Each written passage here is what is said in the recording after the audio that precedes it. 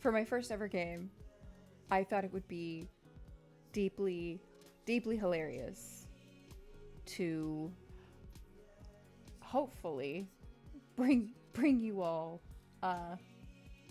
Dream Daddy, the daddy dating simulator, by which we will cure all of female loneliness epidemic with Dream Daddy. Please enjoy the dad tips at the bottom, like drink plenty of water. We're gonna be doing that today. Don't trust anyone who likes their meat well done. I respect that. Alrighty. I have played this before, but it's been like 5 years. Like genuinely, it's been like 4 or 5 years since I played this game. So we're gonna start a new game.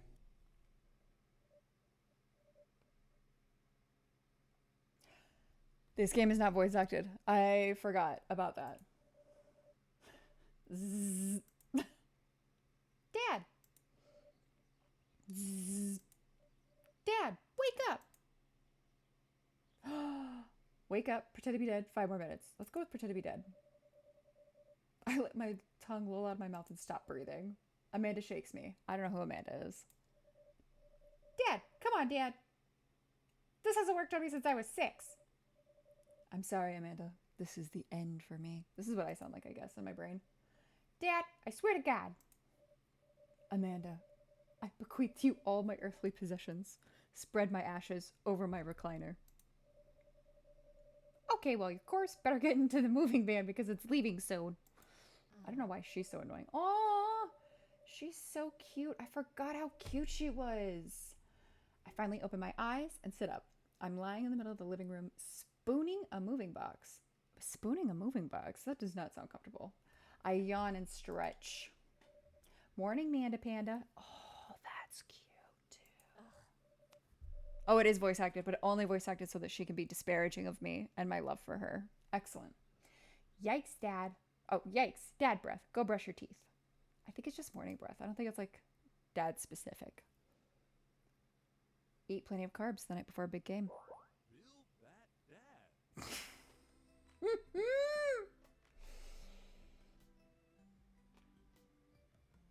bad dad. This is horrifying. I feel like we know people that look like this though. Ooh.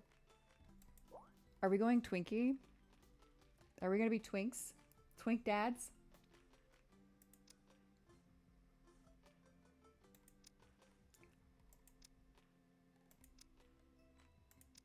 Unfortunately, I think like this is what I look like. I think I'm in this range. You know, Victorian child. Warm tones, cool tones. Warm tones, cool tones. Undertones. Why am I so hairy? Like, I know I'm a man. But why am I so hairy? This body with this head, though. Oh, I can turn the hair off.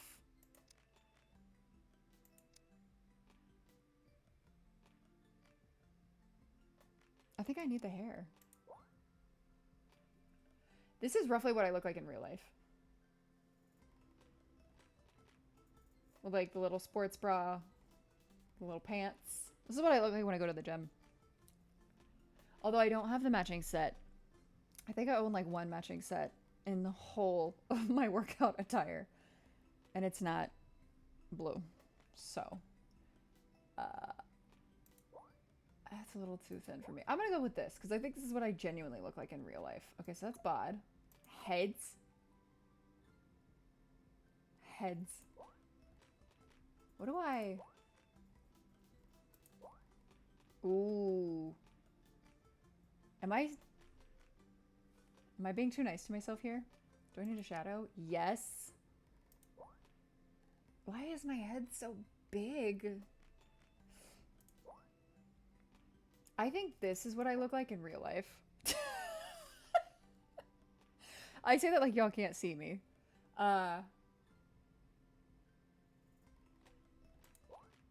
Round head. Dip. Oval head.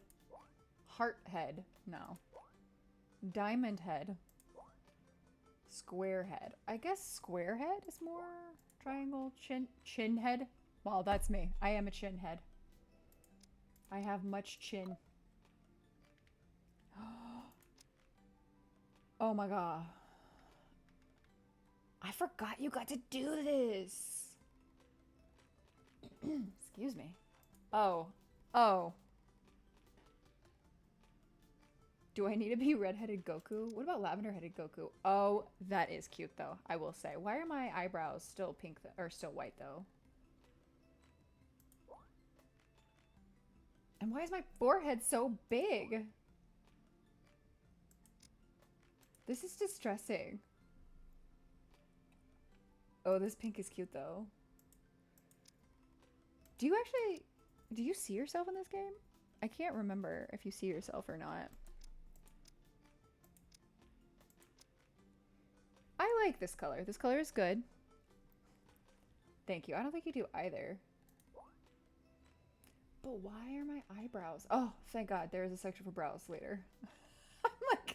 I'm offended by these eyebrows. Could I be Grace Jones?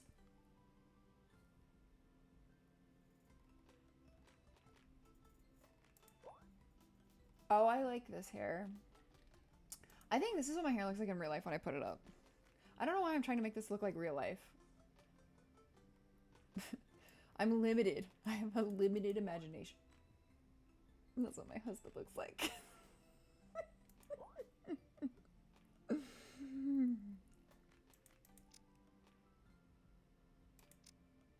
Oh, if they had like a really like light silver, I could be Dante from Dante's Inferno. Or not Dante's Inferno. Dante from Devil May Cry.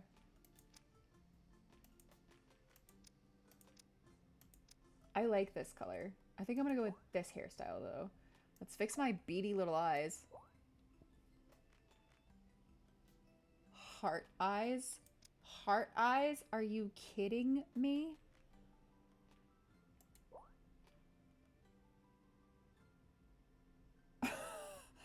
They really did say someone wants to be Vegeta. Here we go. Oh, anime eyes? Come on. Really disconcerting, freaky little anime eyes? I love this for me.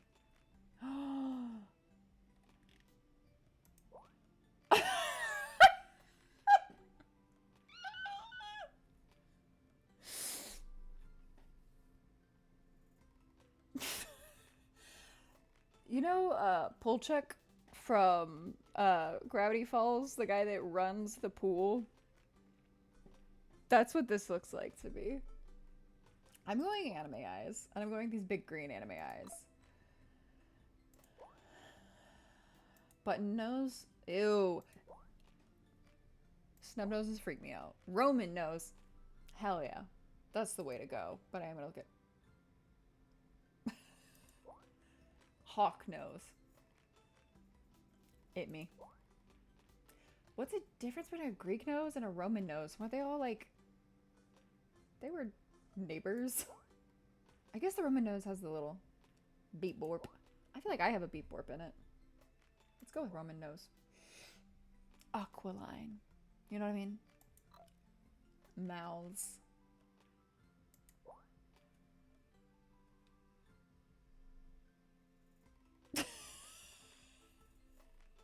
Yare yare.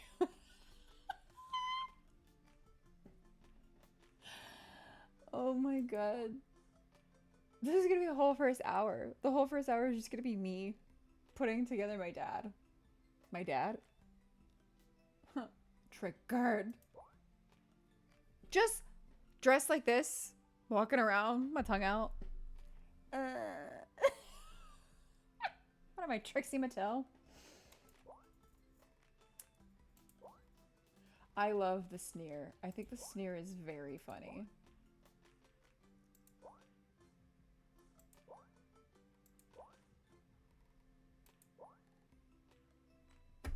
Cheese mouth. Done. Done. cheese mouth. Looking good, Dad. Brows. Oh wait, hold on. What color do I want my lips to be?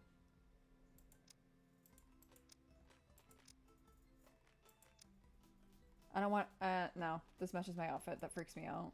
Don't do that.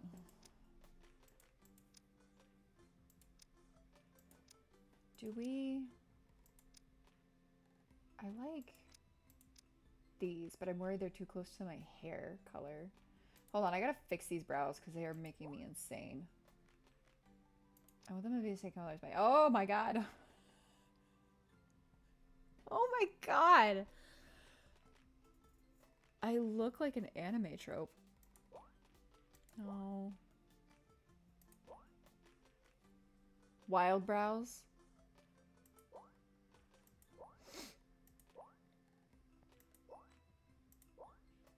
Bushy brows. High arch brows.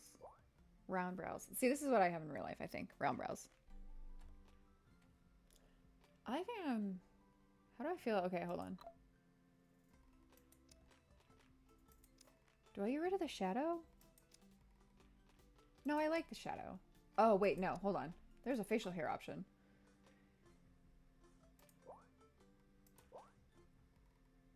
I'm gonna do round brows. Do I want to change my eye shape now? Why? Why?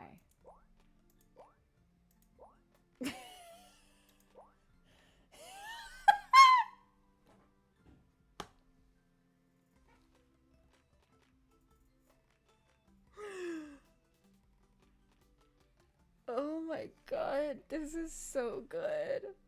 Hey. Hey, bro. Bruh. No, I'm not doing pink. Okay, I think these eyes are actually funnier. I fixed my brows. What's the point of having a mouth? Oh! I could have a pink mustache. I could have a purple mustache. I could be a cool dad.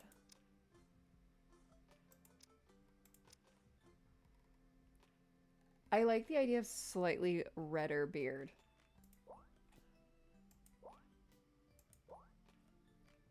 Oh. I don't want to be French. I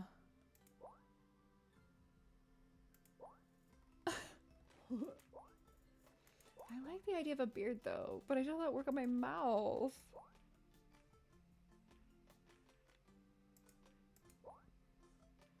What that mouth do? Make you cry.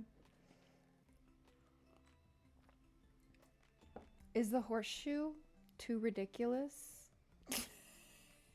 Keep that French shit out of here.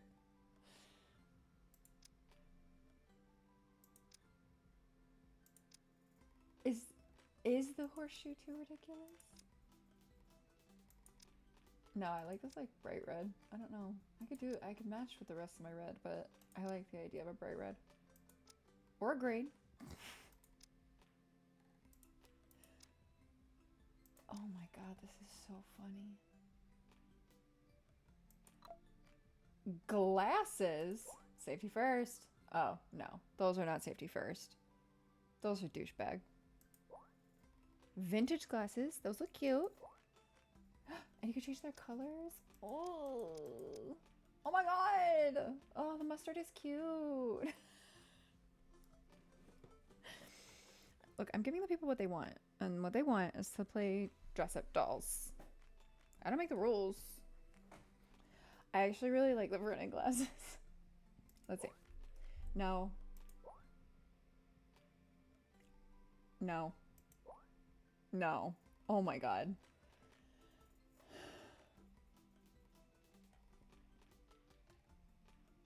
This plus the mustache is just dangerous. I like the Vernon glasses. We're going with the Vernon glasses. Do we want them? I like the yellow. Piercings. Ew. Can you not stack the piercings? Is that just in my head? Is that supposed to be my eyebrow? Did I just... They were like, here girl, straight to the temple, one to the dome, have a piercing. I can see that under my glasses. Here is good. I actually kind of dig the nose ring. Which I can also make a different color, apparently. I'm gonna leave it silver, though. I like it silver. I think I look cool. Oh, thank God I can wear clothes. I was very worried.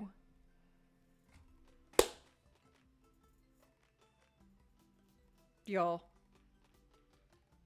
This man bucks. Like, Tommy Bananas suit. So, a Tommy Bahama ripoff, I guess. This man... It's a miracle this man only has one child. I mean, look at him.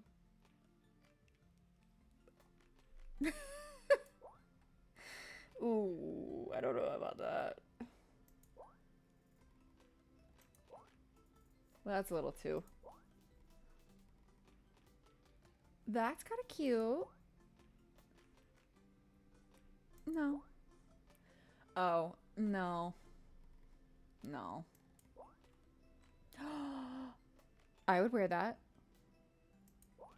Oh, I'd wear that. See, this is the problem with me. I would wear a lot of these shirts. I would definitely wear this shirt. No.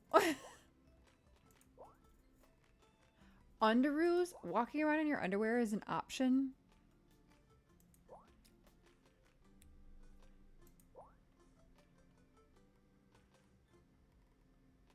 What?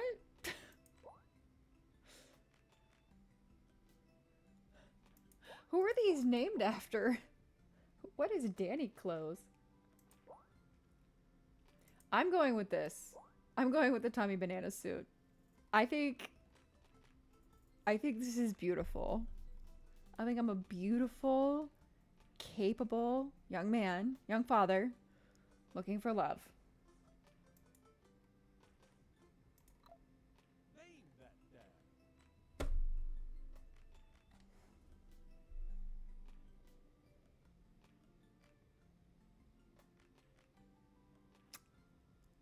What do we name? What do we name our dad? Broseph Stalin.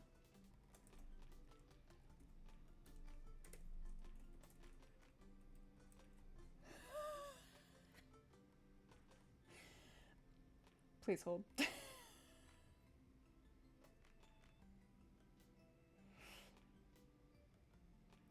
I'm just gonna quickly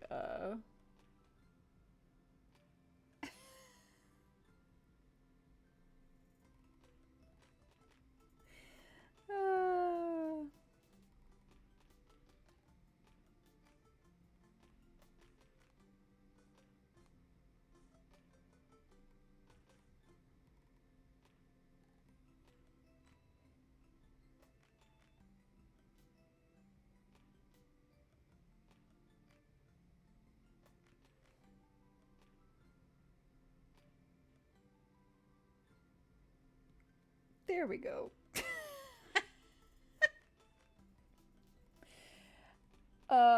Yeah, Broseph Stalin. I think that's our dad. I think Broseph Stalin is an excellent name for a young dad looking for love. Be that dad. That's not true. The extended cut is not always the only one worth watching, okay? We have an extended cut of so many bad things. Kingdom of Heaven, there's a director's extended cut of that. The entire Snyderverse, anything he's ever made, if that's extended and a director's cut, it's worse.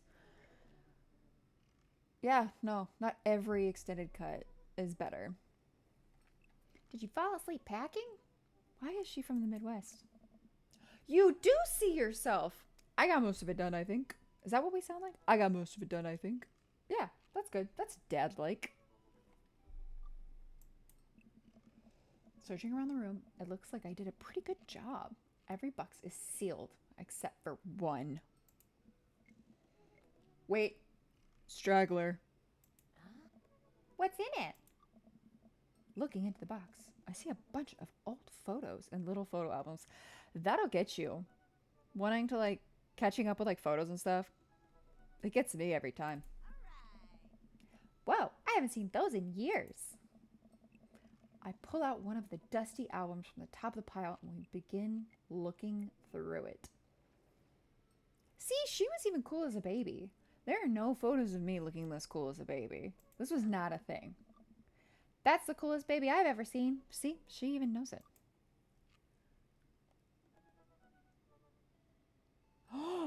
Is it father and I? Mother and I? Let's go with father and I. We're already, it's gay. We're being gay. The only way your father and I could get you to stop crying was to put the sunglasses on you. That sounds like autism. Probably a deeply overstimulated child. But whenever we tried to take them off, you'd start crying again.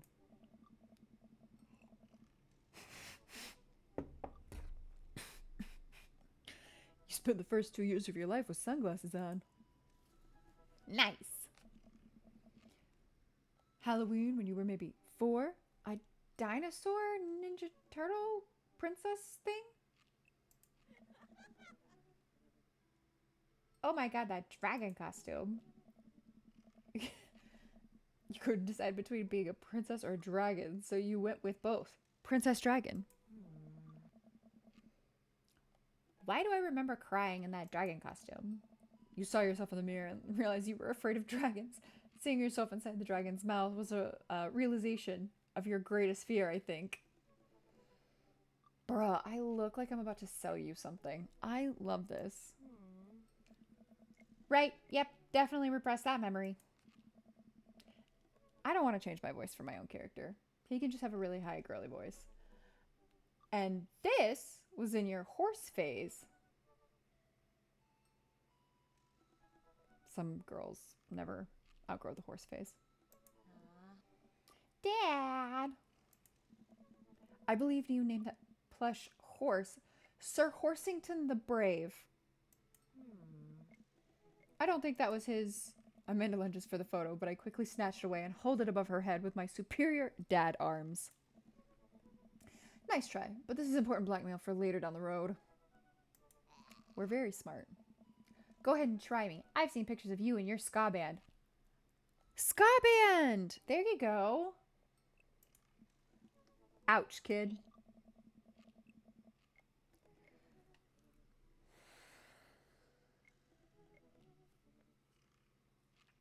Ska will never die. The Communist Manifesto had a chance back in the day. The Communist Manifesto. I am so glad I named myself Broseph Stalin, lead trumpeter, I choose to believe, of the Communist Manifesto. I am a prophet. You are all welcome. I look off into the distance and reminisce about that rad horn section. Hey, it's Emma P.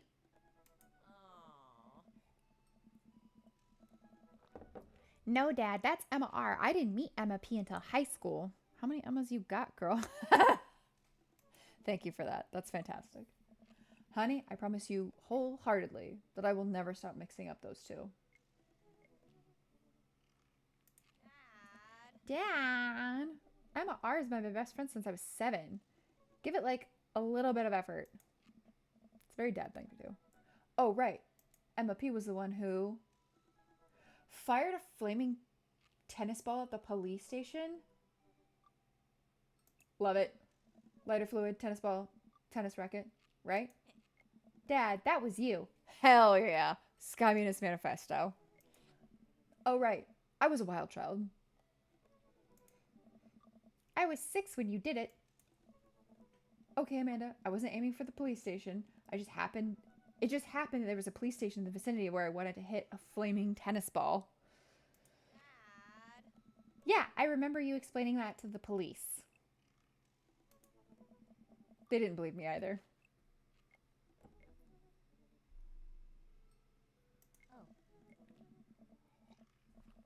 Anyway, I gotta show this to Emma R. She'll get a kick out of it.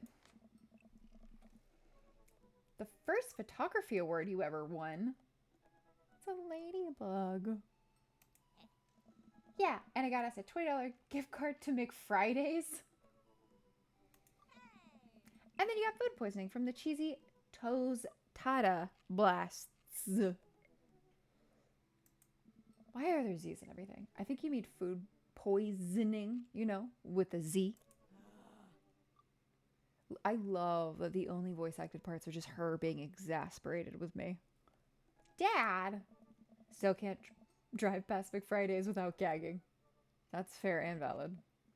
Still proud of you, though. Amanda reaches deep down into the box and pulls out one last photo. Neither of us say a word. We stare at the photo for a long moment. I finally decide to break the silence.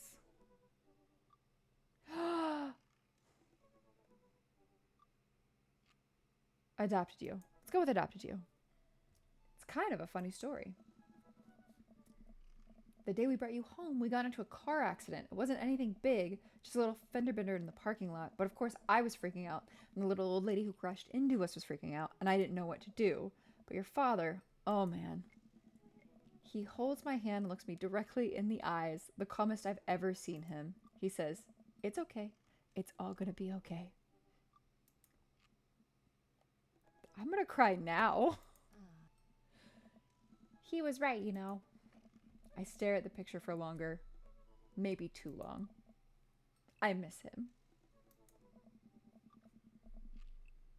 I can't even imagine what it must be like for Amanda.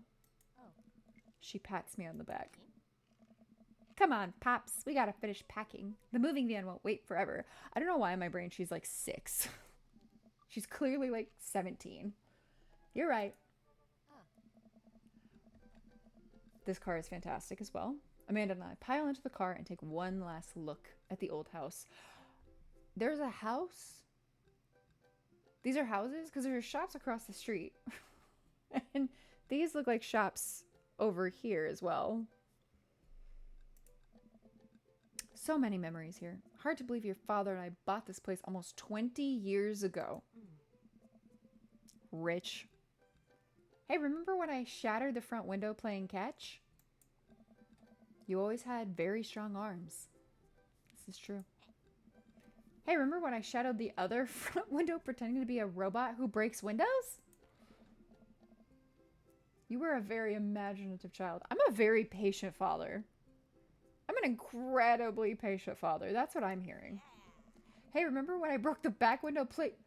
We get it, Amanda. You break stuff. Yeah, Amanda. And there will be plenty more stuff for me to break in the new place. Memories to make and stuff to break. You ready? We sit in silence for a moment. I watched my daughter grow up in this house. It will forever hold a place in my heart, but it stings a little bit to leave it behind. I'm ready. The moving van begins to pull away, and I get the car into position to follow it. I watch our old house, disappear in the rearview mirror. So what? So, sell me on the cool new pad.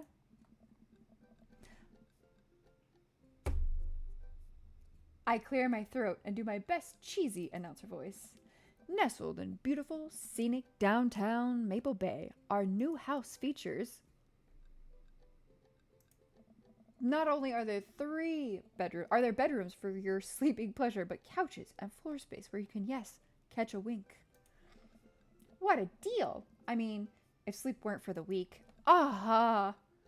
You sleep more than anyone I know. That's right. Call her out. Hold her accountable. I admit my faults, Pops. I keep it real. Anyways, it's also smaller than our last house. Cozier, one might argue. Good spin. I think it's great. Won't we be closer to a lot of cool stuff that we can walk to, so I don't have to waste gas? And I mean, trying to park downtown is, you know. Girl, I do know. Amanda, you know you're going to have to learn how to parallel park at some point, right?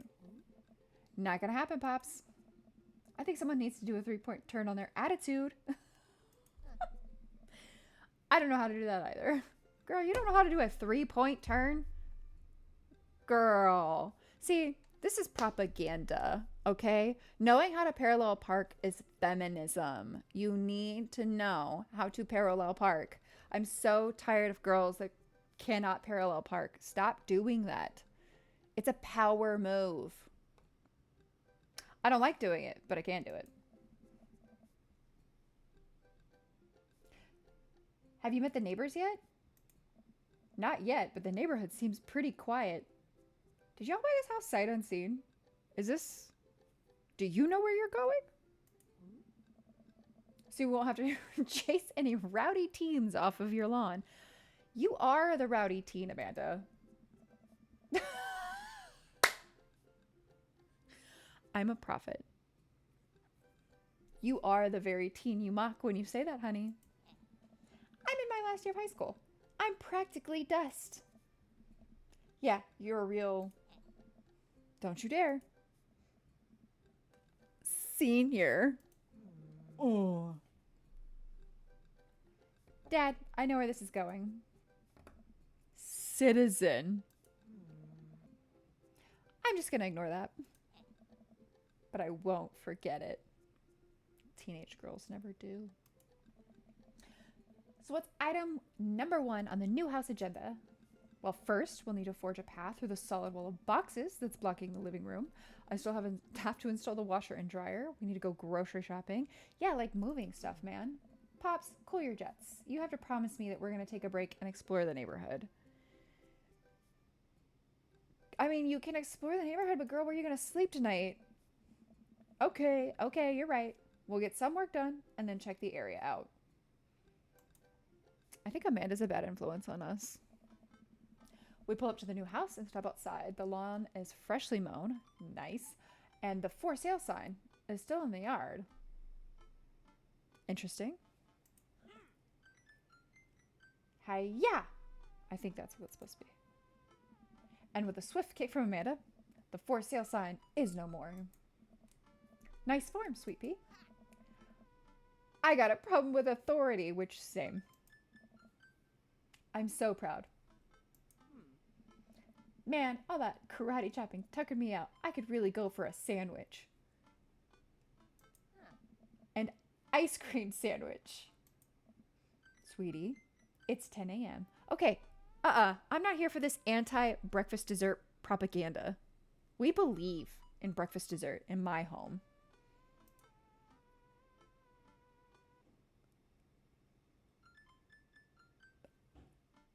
Did you even see all the dogs in the park nearby? There are dogs. You know it. Thank you for moving us to an area where the dog to person ratio is very high. Yes, this is how I live my life. I only want what's best for you. I hope you're prepared for the frequency at which I interrupt conversations and yell, dog, to rocket away up. I mean, you do that a lot already. Hey, it's a dog. Wait, false alarm. It was just a funny shaped rock. If you want to see real dogs so bad, let's go to the park around the corner. You are never too busy or important to be kind to others. That is correct. Amanda and I begin to stroll through the neighborhood. I can't believe how beautiful it is outside. Kids are playing in the streets, the flowers are in bloom, and the faint smell of a nearby barbecue drifts through the air. I'm assuming, because they mentioned living downtown or how hard it was to park downtown, that they moved from city living to suburban living. That's my assumption. However, they said that the place in the suburbs was smaller, which is counterintuitive, because normally it goes the other way. What do I know? This place is nice. Too nice. I don't trust it. Girl, fair. Good eye, honey. You can never be too careful. See that baby in that stroller over there? Government operative. They're not wrong. We're on to you, baby. We walk for a while and eventually end up at a small park. Toddlers chase each other through the playground and dogs of all shapes and sizes romp through the grass. It's pretty crowded, but Amanda spots a nice empty bench. We start to make our way over to it when... Heads up! Ow! A frisbee suddenly hits me in the face.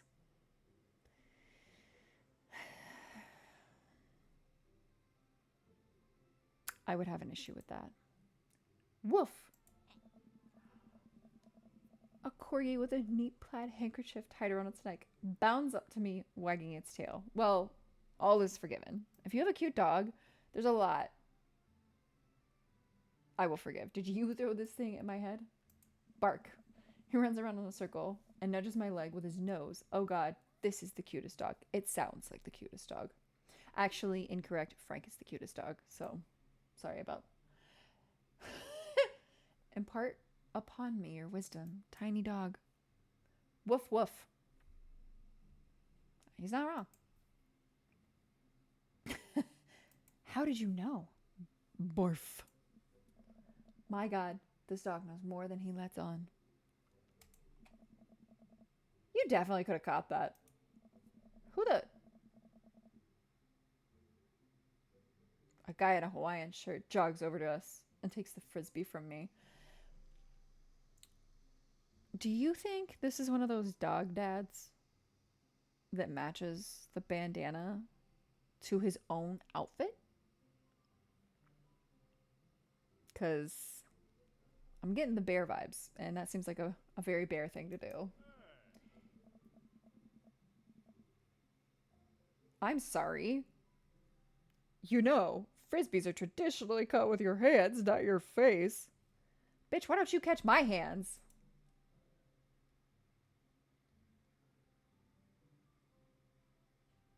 Well, traditionally, you're not supposed to aim for people's heads.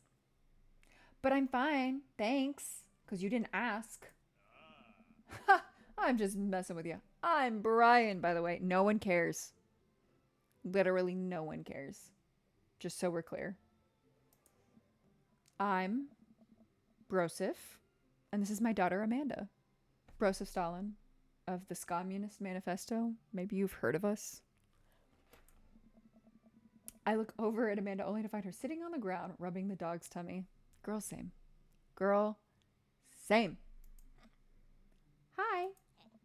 Your dog's cool.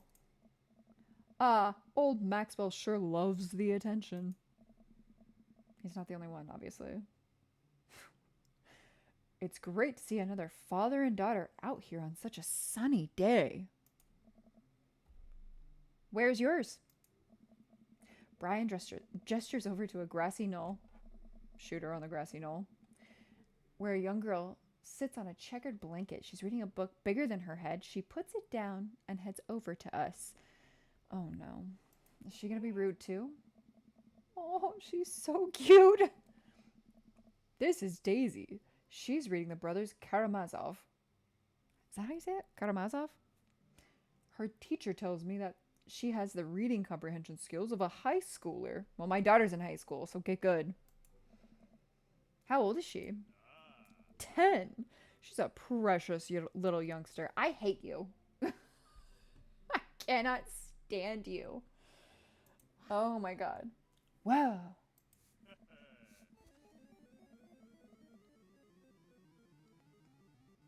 The Pokemon music really sells that for me. My natural dad instinct kicks in. I must brag about my child's accomplishments. Oh no, it's happening.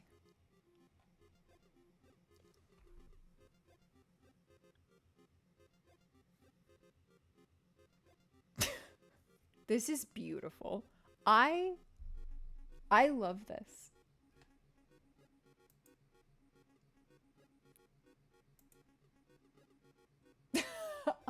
That's my girl. Amanda, get in there. Okay.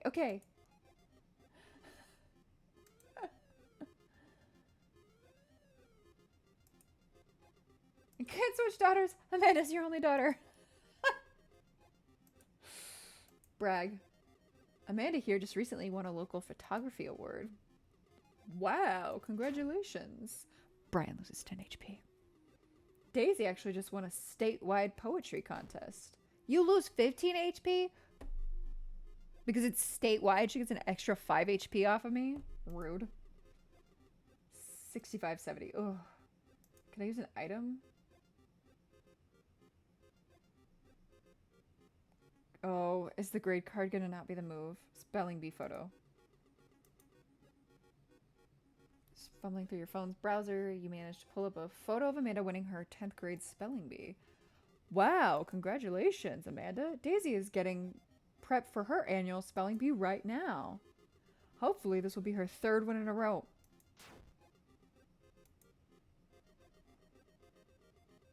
Daisy just started a weekly chess club at her elementary school lab. She's the president, too, of course. Yeah, she started it. Of course she's the president. That's not an accomplishment. What, are you new here? Dang, my high school doesn't have a chess club or a computer lab.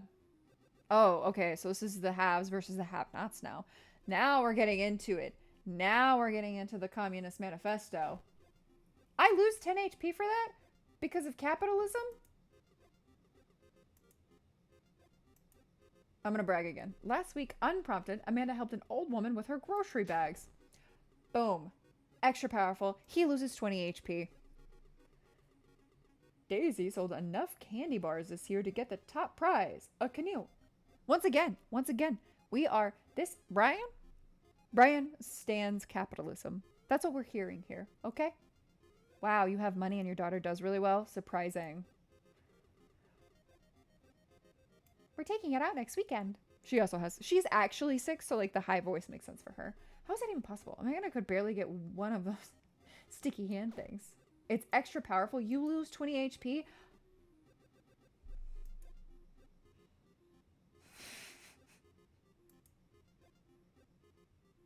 Band-Aid.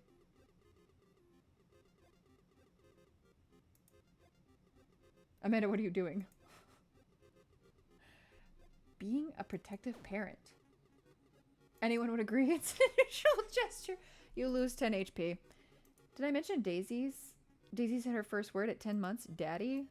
Amanda's was potty. Still cute, but maybe this isn't the time to bring it up. I have 10 HP? We're going with grade card. You pull a wrinkled copy of Amanda's last grade card out of your backpack. What is this, Canadian grade card? Dad. Awesome grades.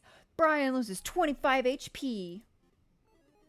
You really carry that around everywhere? Yeah, because I'm proud.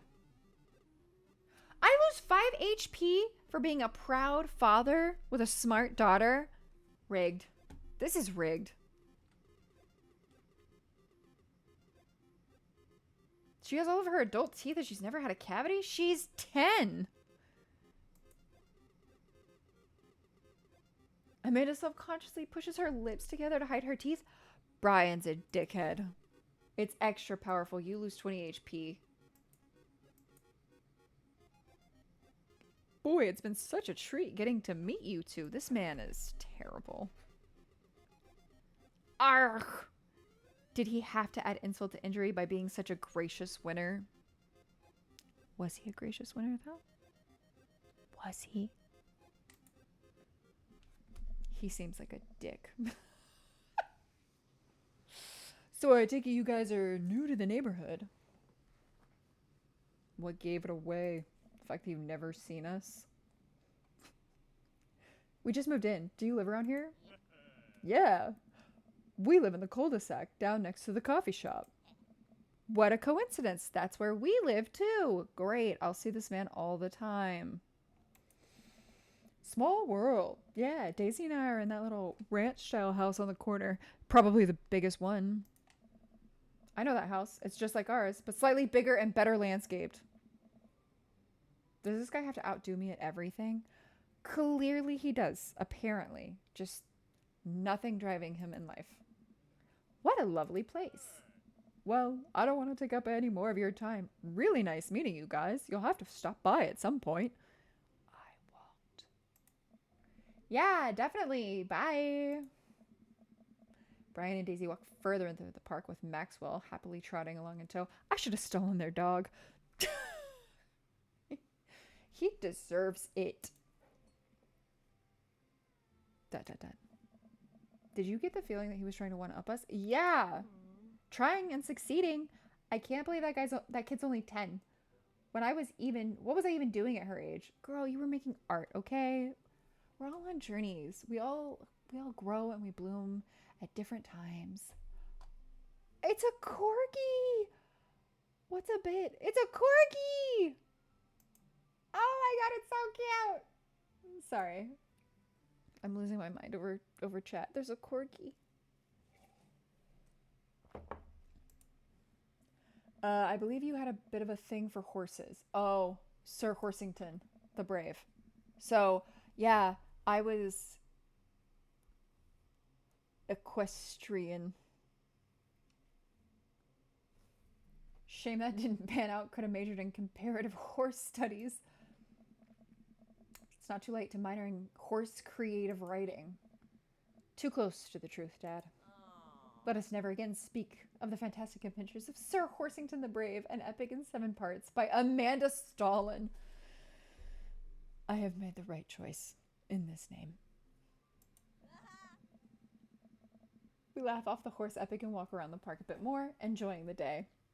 This is fantastic. We should go and pack because that's the responsible thing to do. So I'm going to go to the coffee shop. I got to get my hands on a nice hot cup of the old bean juice or I'm going to be useless all day. I also sometimes call it the hot bean juice, which is probably off-putting. I think we passed a coffee shop on the way here. Maybe we could check that out. Let's do it. I like how Amanda's voice keeps changing. I don't know why. The Coffee Spoon. We walked down the street to the Coffee Spoon, a cute little place on the corner. Man, this is such convenient walking distance from our place. Okay, once again, I'm confused. Bean juice, exactly. Exactly, bean juice. Once again, I'm deeply confused about how the fact that it seems like they moved from the city to a suburb, right? They're on a cul-de-sac. Their house is smaller, and apparently everything they want to do and everywhere they want to go is walking distance. And I'm sure that there are suburbs where that happens.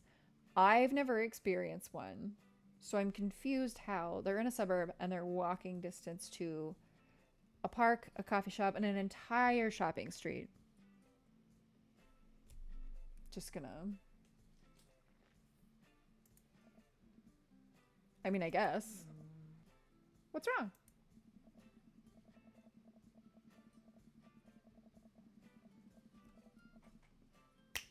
Girl, preach. I love coffee shops. I love a coffee shop, but why would I go somewhere else and drink coffee on a couch when I could just drink better coffee at home on my own couch and not have to make awkward eye contact with other people? I am a spoiled brat, and my husband makes the best coffee in the world for me. And it's bar none. That is the experience.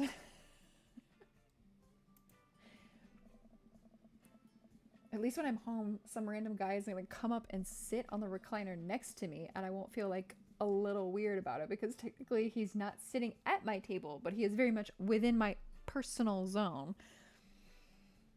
People not knowing how to comport themselves in coffee shops is one of my biggest pet peeves. It makes me insane. Some people have never been in public in their entire lives. Dad. And what's the etiquette when you have a dirty mug? Is there a bin? Do you go set it up on the counter because you don't know where else to put it? Thank you. Thank you. Sorry. Or do you leave it there and feel your face flush hot with shame as you consider the possibility that there is in fact a bin somewhere just out of sight and now you're that jerk who left their mug? I have shamed people for leaving their mugs. I have done that. I have absolutely shamed people. Dad, are you just afraid to meet new people? Yes, Amanda. We walk inside.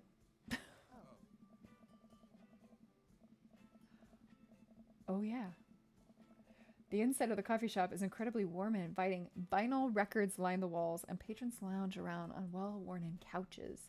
Some cool tunes spin on a record player next to a little stage.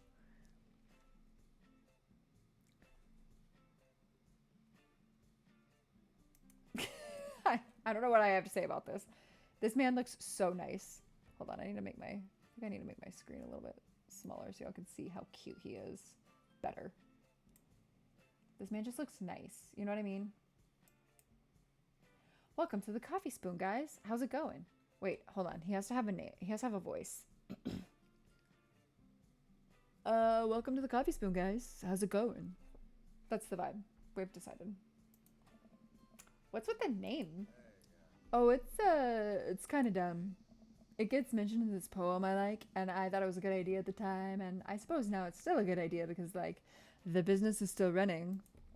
But people ask me that question all the time, and I give them the same answer every time, and now I'm standing here rambling, and I'm sure we're all getting more and more uncomfortable the more I keep talking, but man, we're in it now, and I can't stop.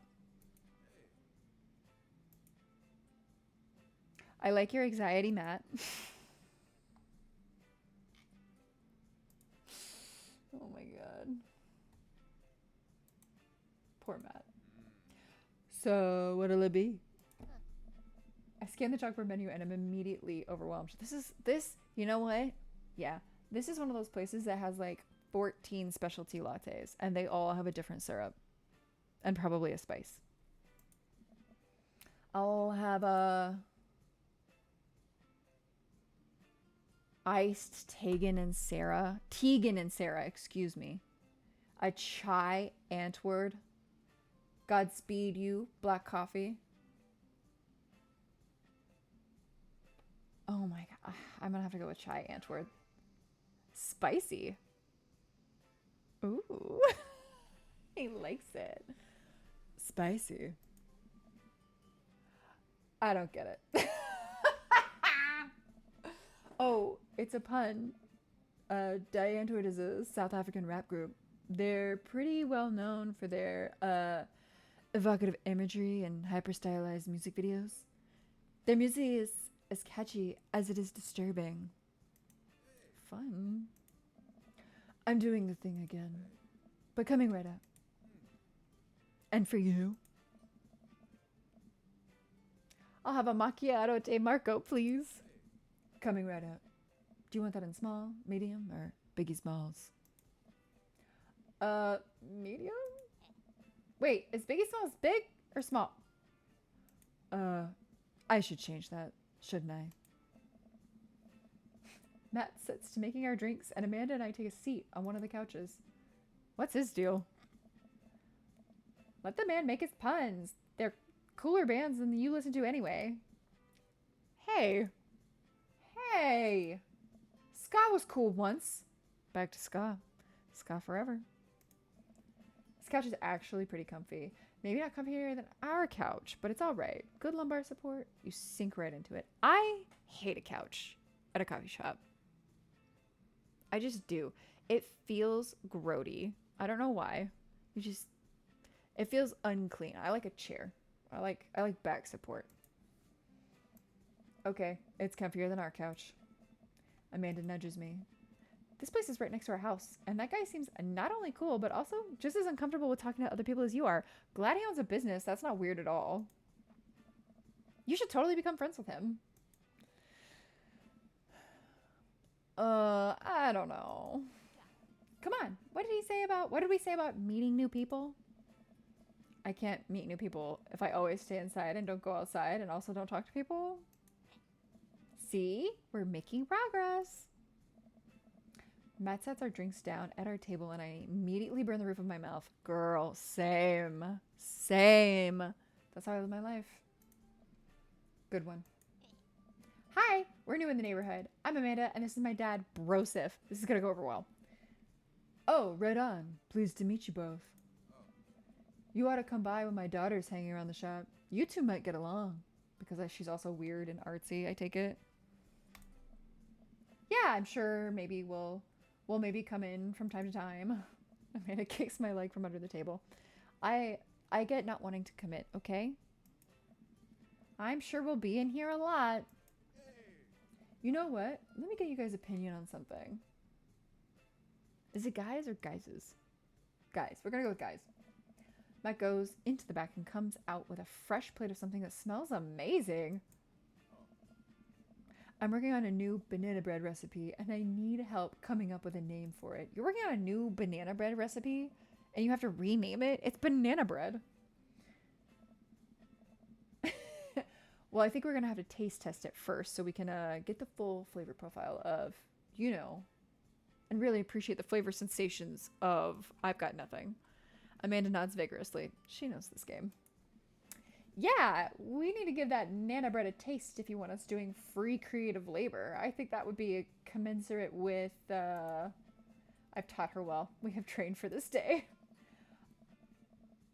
I was just gonna give you guys free banana bread anyways. Right, yes, that. Matt serves us each a piece. Amanda and I happily chow down. This is amazing. Thanks. The secret ingredient is bananas. So, any ideas? I'm stumped. You're stumped on what to name banana bread? Well, I think I might only be able to give you dad band puns, but I'll give it a shot. Banana bread Kennedys. That's incredible. Right, said banana bread. I'm gonna go with banana bread Kennedys.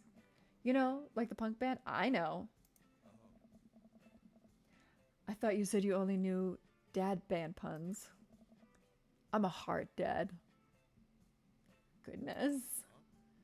That actually has a nice ring to it. Really? Yeah, banana bread Kennedys. Strong decisions. That's art, baby. Why did I decide I wanted to date men?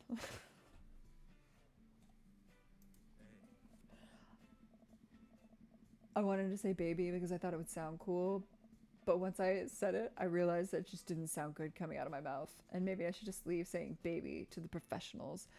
There are professionals.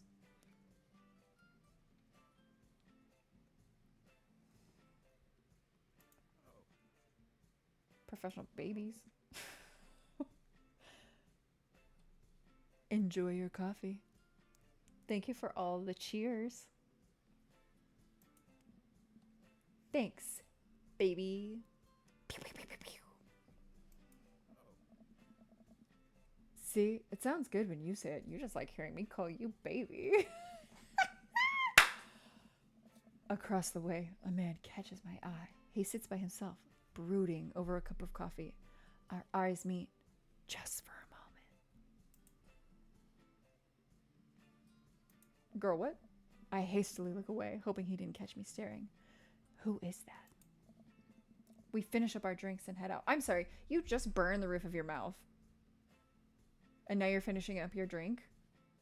You burned your roof of your mouth. You ate banana bread. You made a pun.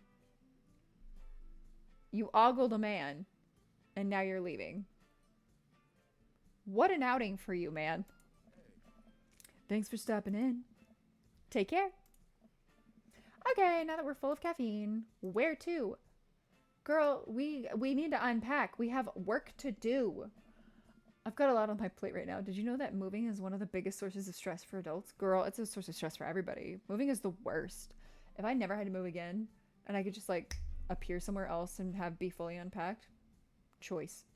Although the best part of moving is that then when you're doing it, you get that whole phase where you're like, do I need this? Do I not need this? Do I want to move with this? Is this worth putting in a box? And, you know, potentially throwing my back out for. And you end up just getting rid of a ton of stuff. That's my favorite. Is it right behind the constant fear that you smell bad and everyone's too polite to tell you? Probably. Do I smell bad? Amanda gives me a whiff. You're fine, Pops. Let's go home. You can save bookmarks directly to your desktop. Cool. Thanks, Dad. Facts. I get to work unpacking various boxes around the living room. A couple hours pass and I get some good work done. Love that for us. The washer-dryer unit is both washing and drying, and we can actually walk through the living room without tripping over boxes. I don't think I've ever had like a first day moved in that I've like successfully unpacked enough to not be tripping over things. So this is aspirational for me. First visitor already? Absolutely not. Absolutely not. I just moved in. I might not even be here. I might be at the hardware store getting my hookup for my washer dryer. Okay? Katie has arrived. Katie has arrived. Katie, we're dating dads. It's been an experience. Don't worry. It's deeply confusing for everybody. Deeply. I walk over to the door and open it. Hello? What do we think is... Oh!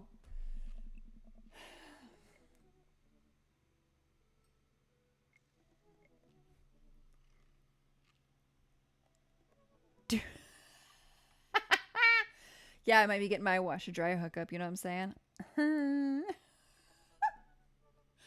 I say that because literally every time we've ever moved, I've had to buy a new washer dryer hookup for some reason.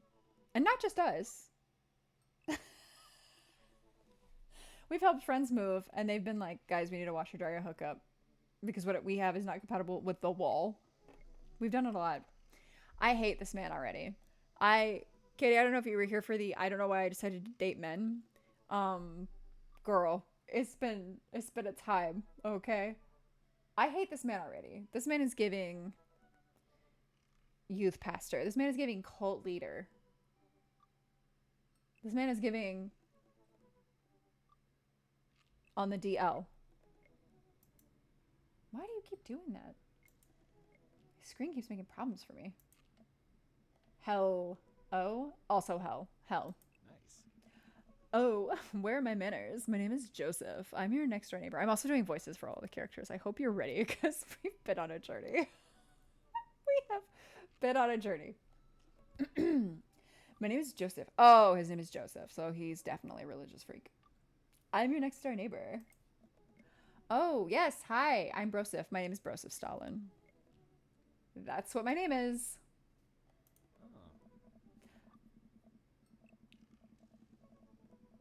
He's not holding cookies. Thank you. He's not. And if he was, I still wouldn't eat them because they would be drugged. They would be drugged cookies. I saw the moving van and thought I'd bring over some cookies. My daughter Christy wanted me to let you know she baked them herself. Your daughter with her sticky childlike fingers. Disgusting. Joseph leans in and whispers, but between you and me, she just sprinkled in the chocolate chips. Okay, that's kind of cute. We both share a laugh. Kids, right? I guess, girl. Wow, cookies, huh? So nice to meet you. She's gonna steal those cookies and run. Joseph hands her the plate of cookies with a smile. Well, thanks for the cookies. What did I say? What did I say? Amanda disappears with the cookies. Amanda, come back. And she's gone. That's my daughter. Her name is Amanda. I didn't name her. The game named her. Don't know if I would have gone with Amanda. Probably would have picked something else. You know. Stalina. Stalina Stalin. She's a charmer. Daughters are tough. Sons are also tough. Seems like kids are hard for you. Children in general are just tough. I hear that. I mean, there'd have to be something wrong with you to try to raise more than 2. I have 4 kids. Of course you do, because you're a cult leader. What have you done? Oh, I meant... Don't worry. You didn't mean to be rude. Don't correct me. Oh no. This is the first neighbor I've met, and my social life is already in a tailspin. I wonder if it's too late to move again. Yeah, okay. Is the missus around? Why? So you can flirt with her? Mr., actually. And, no, not anymore. He died. Yes, make this man uncomfortable. He's terrible. Oh. I'm sorry for your loss. Why did you just burp there? I'm sorry for your loss. No, it's all right. Wow, this is uncomfortable. We stand there quietly for a moment, acutely aware of how awkward we both made things. I'm sorry, can you, close the door real quick? Close the door real quick? Girl, what? I look at Joseph quizzically, but comply. After a second, I hear a knock on the door. Opening it, I see Joseph standing there with a huge smile. Hey, I'm your new neighbor, Joseph. I promised not to talk about your dead spouse this time. I'm throwing a barbecue for the cul-de-sac, and I'd love for you to come by and meet the rest of the neighbors in our community. What do you say, pal? Can you, leave real quick? Please? Can you, leave and never come back? Please? That sounds great. My daughter and Amanda and I would love to stop by. Also, 4 kids is a perfectly normal amount of children to have. We shake hands to seal the deal. Well, neighbor, I'll see you at 3 p.m. sharp on Saturday. Sure thing, neighbor. Joseph starts walking away but stops to think for a second and turns around. Hey, in all seriousness, raising a kid on your own can't be easy. If you ever need to talk about stuff. I'm the youth minister at a church down the street. What did I say? What did I say his likely profession was? I have played this game, but it's been 5 years. I forgot he did this. I thought he was just like a cult leader. I will not be coming to your church. Oh, I don't know. I really wouldn't consider myself a youth. That's... I'm not a youth. You look pretty young to me. But suit yourself. Ew, he's winking. And with that, Joseph's gone. He seemed nice. Amanda walks back into the living room. Crumbs on her face and cookie in her hand. Returning to the scene of the crime. That was the smoothest recovery I have ever seen. I should be taking notes. Youth pastor. I hardly know her. I am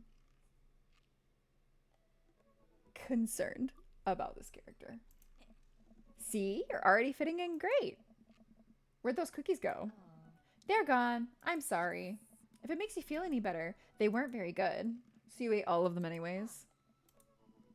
I guess that makes it break time. Any ideas? Joseph probably wants to... I don't want to talk to Joseph again. I think we get a ton of good neighbor points if we bring this back. Only if you wash it first. We're going to be the best neighbors in the whole cul-de-sac. We're going to kick all the other neighbors' butts, except Brian's apparently, because he destroyed me. With kindness. Amanda and I step outside. Girl, you got to wash it. Are y'all really about to just like return this plate without washing it? This is fatherless behavior. Shoot, I'm not actually sure which house is his. I'd hazard a guess it's the big one with all the well-groomed blonde children sitting in the yard. I don't... Blondes freak me out. Blonde kids freak me out really hard. Good eye, kid. And remember, we need to make a positive first impression here. Keep it light. We walk up to the kids and wave.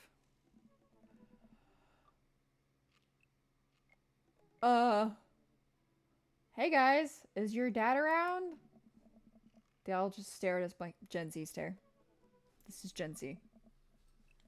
We just wanted to return this nice plate and thank you for the cookies. Jeez, these definitely are Joseph's kids. They all look exactly like him. Why does he have a giant anchor on the outside of his house? What a weird thing to put on your house. Is this like a Northeast thing? And like my Texas brain can't comprehend it. They were really good. I mean, I heard they were good. I didn't get to eat any. I chuckle nervously. Well, okay. We're just gonna set this plate down on the ground real gentle and then back away slowly. Right, Dad? Right. That's what we're gonna do. The kids' eyes bore into us as we scurry away. I can feel their gaze on my back even as we approach our house. These children are terrifying. I need something to get my mind off those carbon copy kids. I need to rest my eyes. You've been awake for what? 3 hours? Okay. Sleep hygiene is extremely important. And that's 3 hours too many. As we're walking home, I hear heavy footsteps coming up behind us. Broseph! Bro! Wait, what? I turn around and am greeted by a familiar face jogging up to us. Look at that little baby. Craig? Bro! Bro! Holy wow. I haven't seen Craig in forever. It's been too long, dude. Yeah, wow, you look great. Yeah, I cleaned up my act. Whatever. Cleaned up his act? Are you kidding me? He's ripped. Okay. Stop ogling this man. Me. Amanda, this is my friend Craig. We went to college together. We were roommates for a while, too. And they were roommates. Amanda, dude, you probably don't remember me, but you're so big now. Okay, you're gonna give her a complex. Hello, and hello, cute baby. Aw, thank you. Last time I saw you, I think you were about her size. This is River. Say hi, River. He picks up her tiny wrist and waves it around.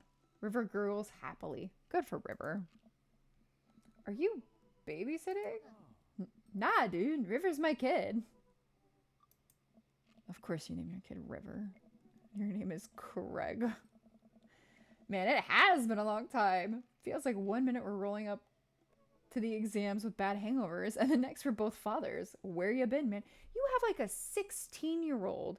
I'm assuming college was probably 20 years ago, and you're surprised this man has a child, a baby, an infant?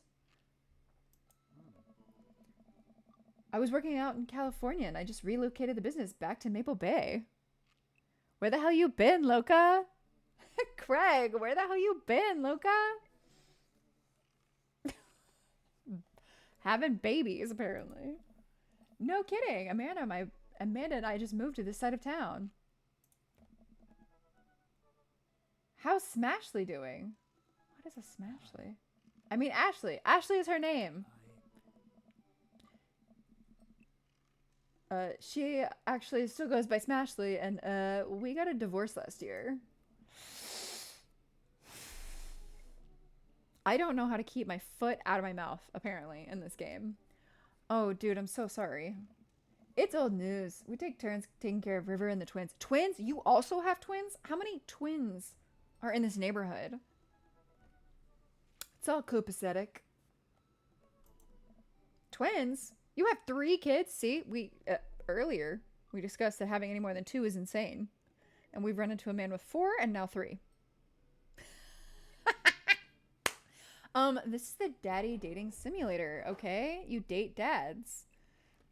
And apparently, some of them might be cult leaders. That's all I'm saying. Twins? You have 3 kids? Ain't life something, bro? Right? Kegstan Craig is a father of 3. Kegstan Craig? Oh, yeah, that was my old college nickname. He got it because he did a lot of keg stands. No. You don't say. It's that thing where you do a handstand on a keg and then drink from the keg. Oh my god. Right. He was very good at it. Ah, bro, I hate to be that guy, but I'm like in the middle of my daily jog and I really got to keep up my heart rate. Brought River along for, you know, resistance training. I'm sorry. Oh, I am off screen currently. JJMs. My name is Broseph Stalin in this game, and I used to be the leader of a ska band called the Ska Communist Manifesto, and I'm trying to date every man in this city. I am the daddy. I am both a daddy and the daddy. I'll point myself out next time I'm on screen. I put a lot of effort into my aesthetic. I almost didn't, but now I'm glad. I do feel like every friend group has that one guy who like got his life all together and looks like this, but every story you ever hear about him is like, hey, remember when you were bring ska back? Oh, you and Alex, y'all could start your own ska band. But yeah, every story is like, hey, remember that time you showed up to like somebody's baptism and you were drunk and you threw up all over everything? It's like every person who looks like this, their life story was like, anyways, I can't drink tequila because it gives me, you know, PTSD. Ska for life. Oh my god. You jog daily? I jog yearly. On January 1st, when I promised myself I'm going to jog daily for the rest of the year, but give up after 30 minutes and just walk home. Oh no. Ska in the chat. Ska in the chat. If I ever figure out how to make like a proper emote for you guys, it will be ska related. I can just put like a trombone in there. Just for you. Just for you. Well, it's never too late to get back into it, dude. You should join me sometime. Oh. Haha, I don't know. Come on, it'd be fun. We could grab breakfast afterwards, catch up. We could do a bro brunch, like the good old days. What? The bro brunch? Love that for you. Love that for you. All right, sure. Sounds great. Great. Let's get that going soon. I better get moving. Good to see you guys. Also, this is not voice acted, so I am the voice actor. I hope you're all enjoying it. Craig gives a little wave, puts his earbuds back in, and jogs off. I can't believe Craig is ripped and has kids. I'm reeling. Why is that? The Craig I knew is not fit to be responsible for any living thing, including and especially himself. One time I watched him drink an entire jar of marinara sauce for dinner.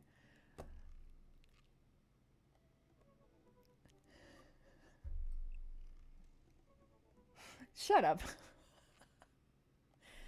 I feel like we've known people like this. Amanda, he opened up a new jar of marinara sauce and then he drank it like it was a thing that normal people do. It was unholy.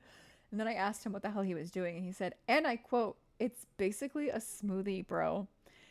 I feel like, and don't tell Taylor I said this, I feel like there was a time in Stobaugh's life when like I could have seen something like this of like, I have to go. I need to eat. What do I have? Truthfully, I love this. This is fantastic. I mean, technically, he's not wrong. He's not wrong. It is a vegetable smoothie. Oh, no, not a whole jar of marinara, but like the way that both him and Alex put dressing on their salad, it honestly, I don't know why the leaves are there. It's soup. It's just soup for them. And so like I feel like there have been times where I've looked over and there's just been like a layer of like dressing at the bottom of a bowl and I've been like, cool, you made soup out of a salad. Soup and salad, one bowl. Alex does it too. It's fine. It's fine. He jogs. He was jogging. He's like a totally different person. Anyways, we better get home. I'll have plenty of time to reflect on how old I feel later. This is me. I'm Broseph Stalin. Do you like my aesthetic? I think I'm hot. I think I would date me. If I was a daddy in the wild, I think I would date me.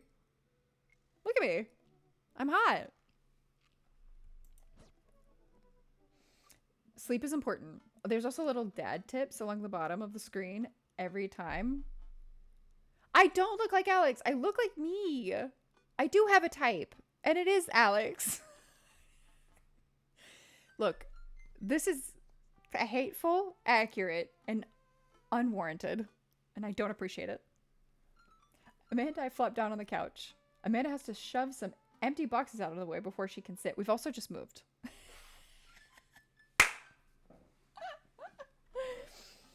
We've also just moved. And I have a lot of complaints about the way that the move has been portrayed because we moved from like downtown, the city area, to the suburbs where everything is walkable. Our house is smaller and we live in a neighborhood. We live like right on top of other people who all want to talk to me, which like has never happened to me in the suburbs, but has happened when I've been in the city.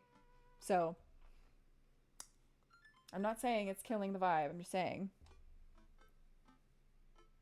it's a little unbelievable. Gotta suspend your disbelief here to play this game.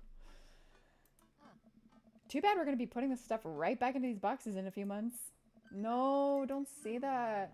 Aw, Dad, it's gonna be okay. I'll be fine. I know. It's just, you're my little girl. It's gonna be weird not having you around. Oh, right, she's going away to college, I take it.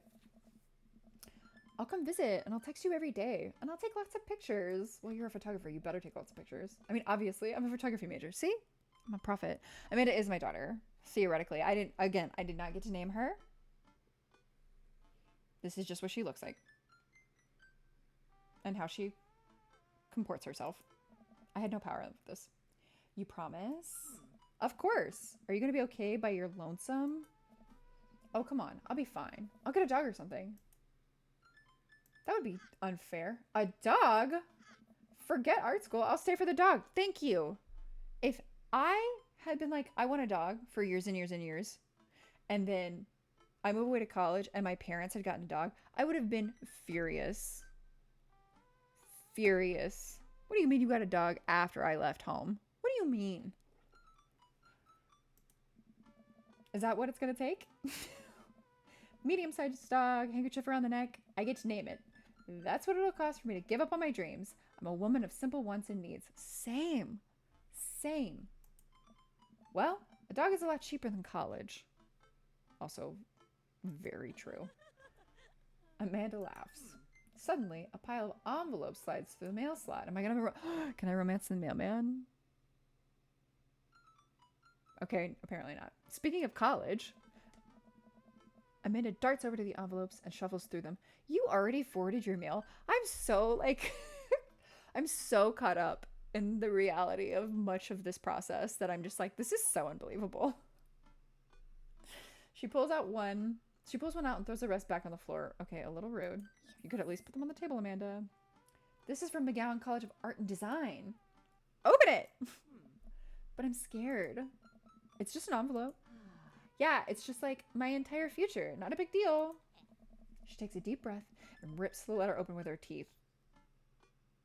Girl, you could use like a finger or a knife. You're good. We have a letter opener, but okay. I hold my breath while Amanda's eyes dart back and forth, scanning the letter. What does it say? The admissions committee has reviewed your application, blah, blah, blah. Her face drops. Regret to inform you that we are unable to offer you admission to McGowan College of Arts and Designs. Who does open an envelope with their teeth? Thank you. Thank you. With your teeth? I mean, what does that even mean? Like, are you coming at it from the side? Like, are you like, hold on. Let me find a piece of paper. Are you like, so here's your envelope, right? Are you coming at it from the side, making sure your letter's all the way down, like, is that how you're opening a letter right now? In this economy? Girl, what? Girl, what? That's rough, buddy. That's probably because you opened the letter with your teeth. That's punishment. Amanda throws the letter on the coffee table, where you could have put the rest of the mail instead of throwing it on the ground. Oh, sweetie. It's okay. I kind of saw it coming. I knew I shouldn't have put that experimental stuff in my portfolio. Their admissions officer told me they just want to see my portraits or whatever. That feels weird. I pull Amanda in for a big hug. You're an amazing photographer. I know how much work you put into your portfolio. Some other school is going to work to want to snatch you up for sure. Yeah, I know. It's fine. Are you actually fine, or are you just saying that? I'm fine, really. Her face says the opposite, but I probably shouldn't push her on this. You should push her on this. Oh, and before I forget, Emma R and Emma P are sleeping over tonight. In your new house that is not unpacked, with no furniture, and your linens have been in a box and are going to smell like cardboard?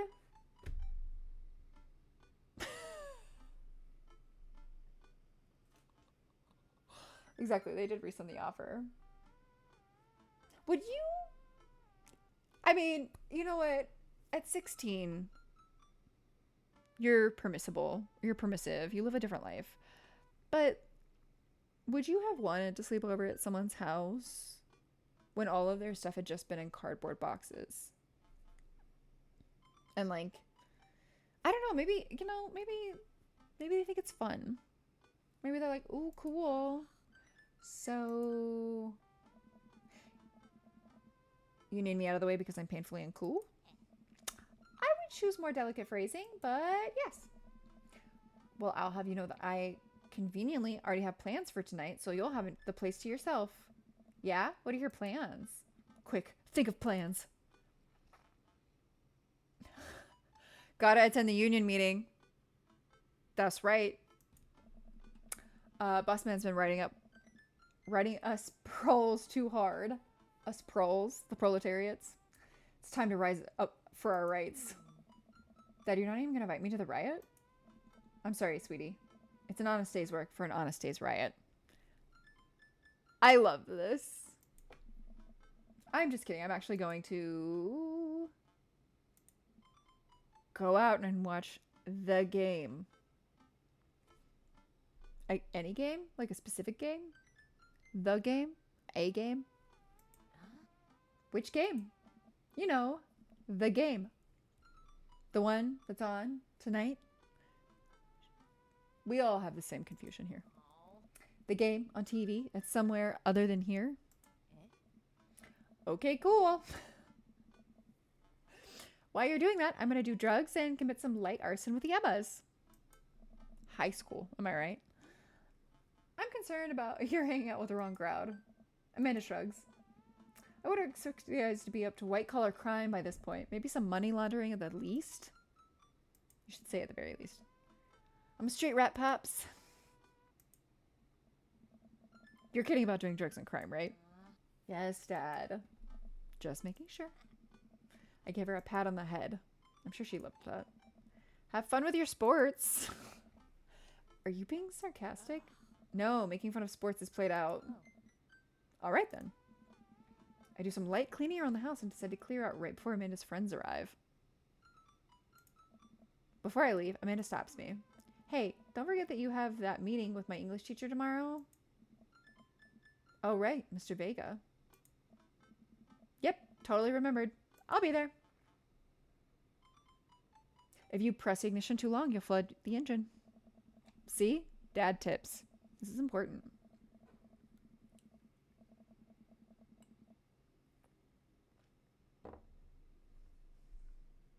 Wow, I guess I really didn't think this plan through. I'm not sure where the closest bar is.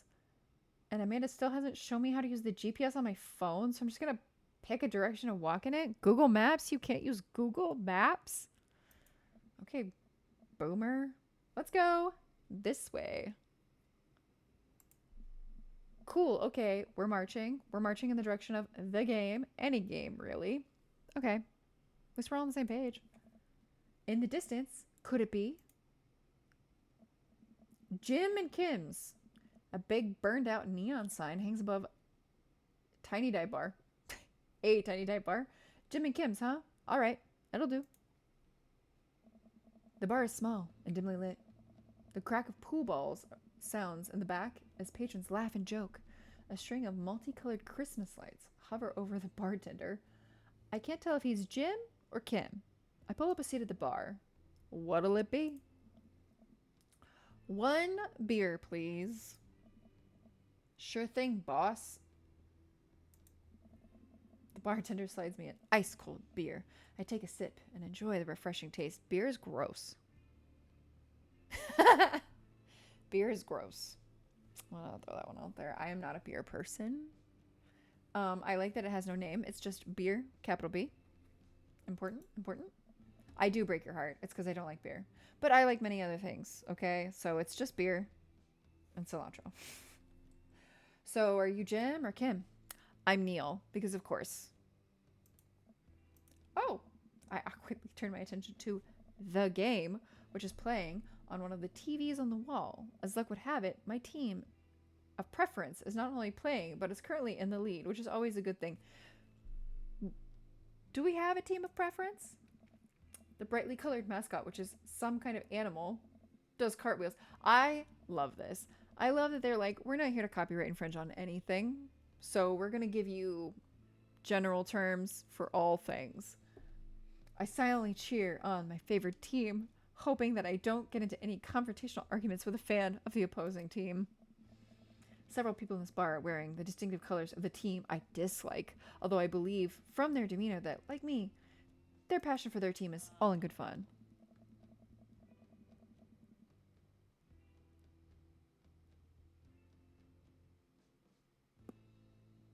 A middle-aged woman holding a nearly empty wine glass sidles up to the bar and sits uncomfortably close to me. Hey, sailor.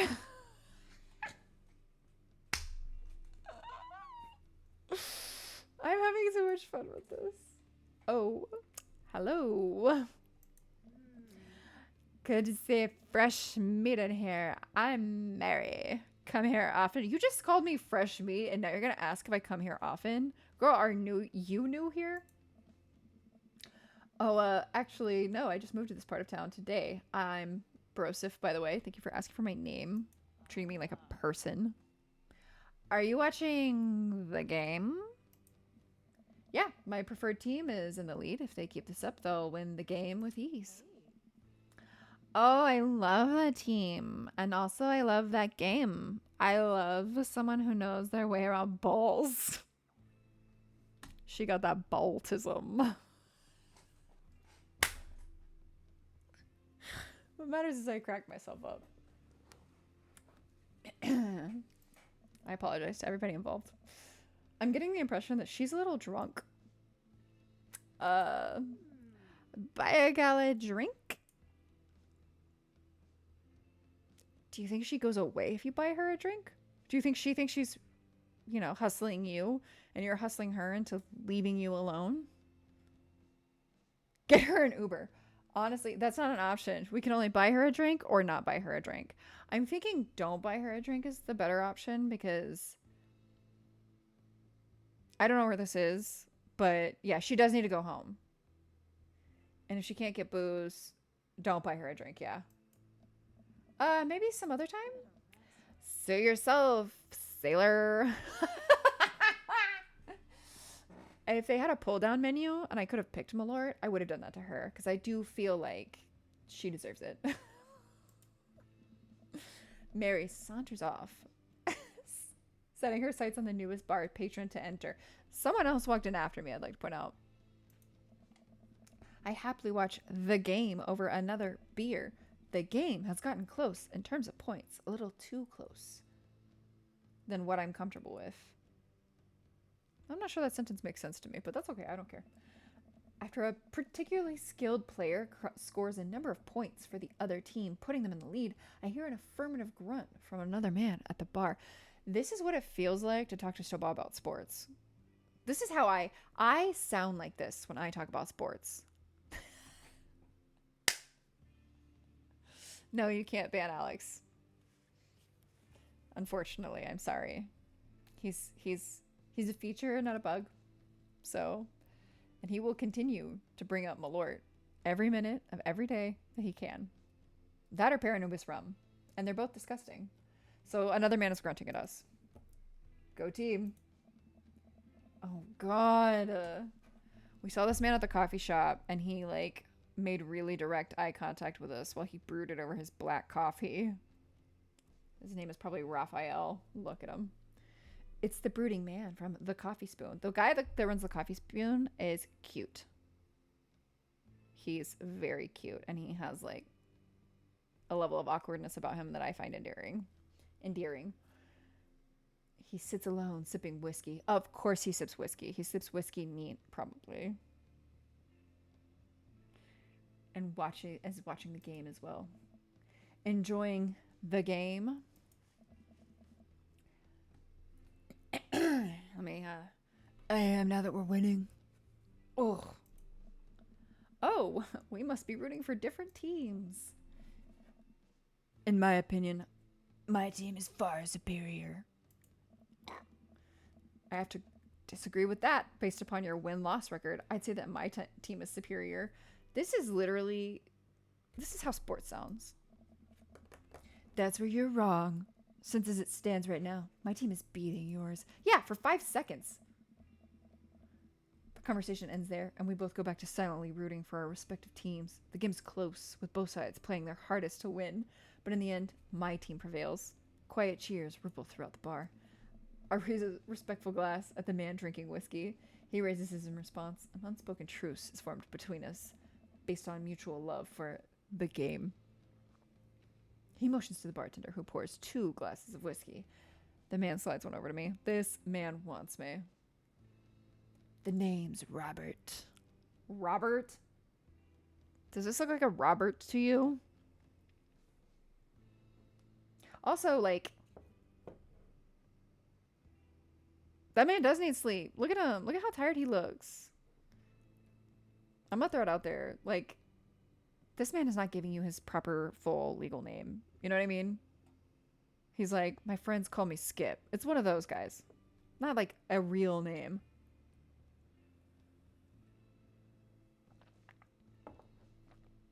This man is never going to talk to you again after tonight. Thanks. I'm Broseph.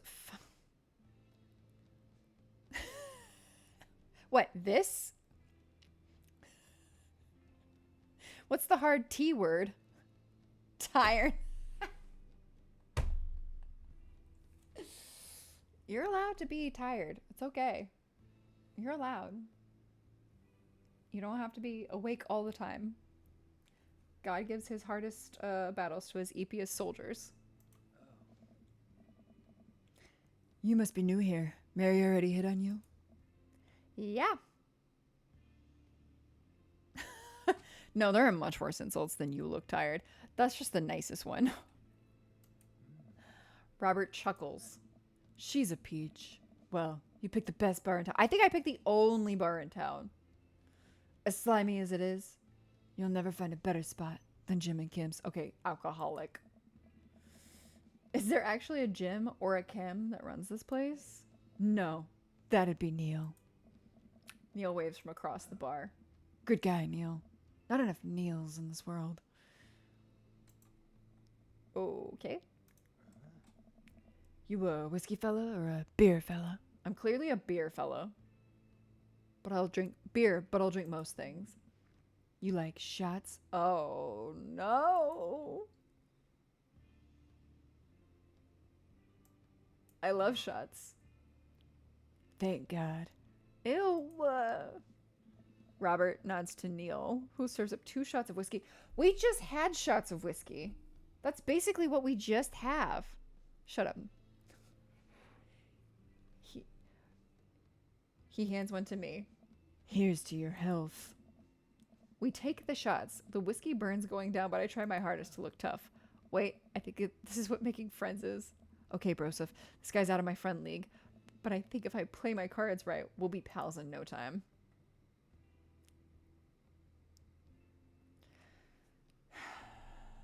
Do I compliment his cool leather jacket?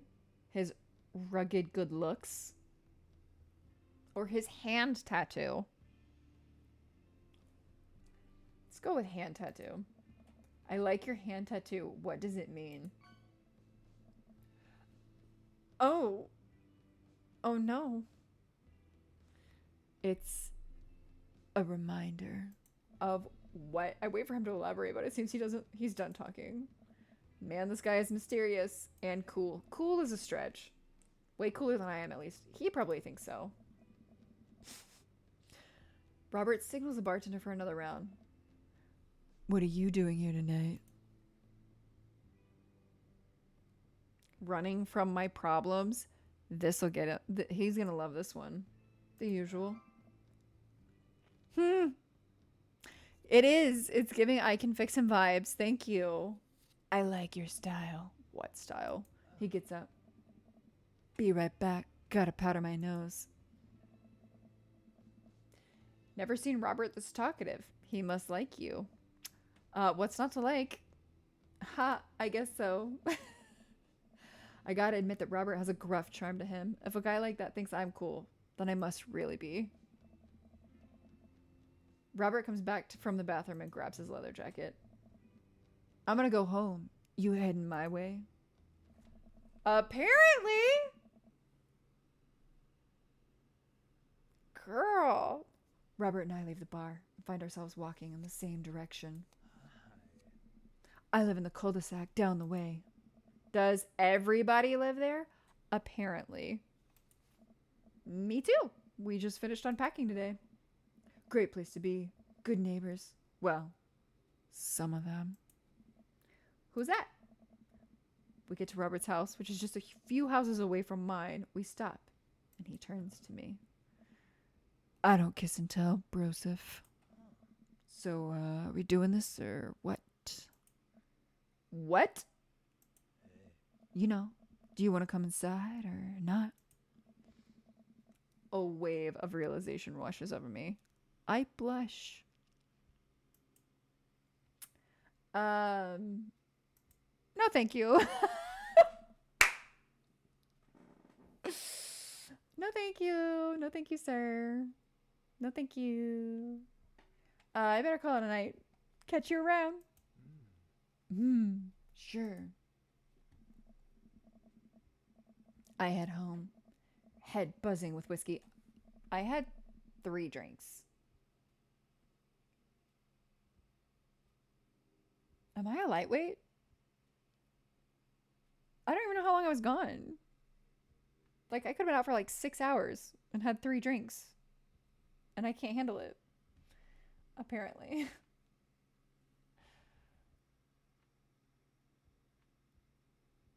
Girl, he wants it, okay? He wants me. It's not my fault. I'm not doing it. I clearly don't want him. I didn't go home with him.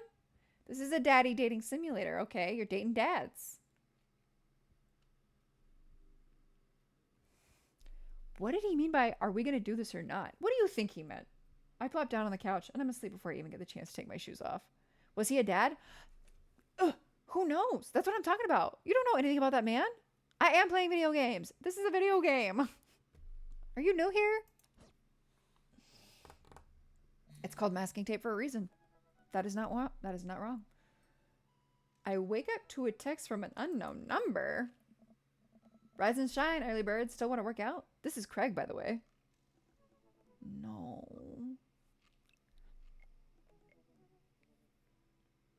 Oh, he's a morning runner. Holy crap, it's 6 a.m. Who does 6 a.m. anymore? Without realizing it, I drift back to sleep. Whoops, must have winked back out. I check my phone again. Hey, bud. Still want to get your swole on? I'm ready to tear up the track. Hit me up. God, the last thing I want to do right now is work out. But it is Craig. I do want to catch up. Oh my God. I'm going to go to the gym. We're going to the gym. Yeah. We want to hang out with our friend Craig. Craig from our youth that we knew in college. Good man. Craig's a good boy. We're going to the gym with Craig.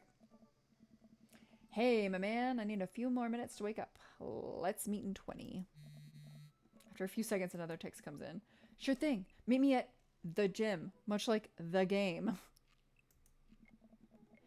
I stretch and my bones creak. That's not a good sign. I gotta stop falling asleep on the couch.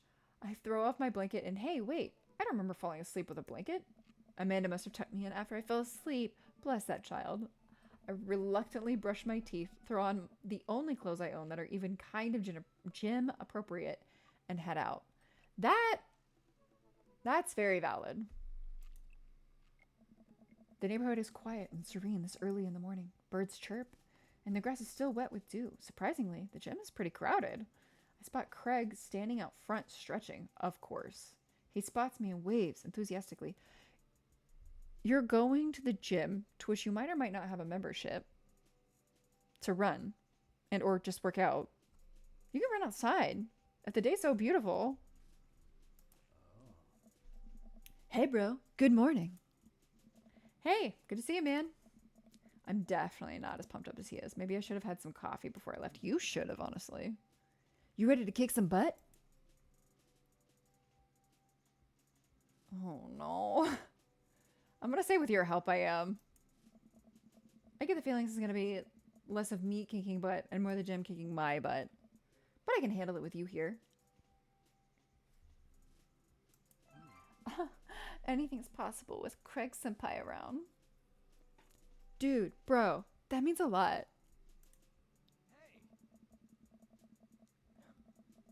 We head into the gym and I'm immediately intimidated. All these people look like they could break me in half. And it seems like Craig is friends with all of them.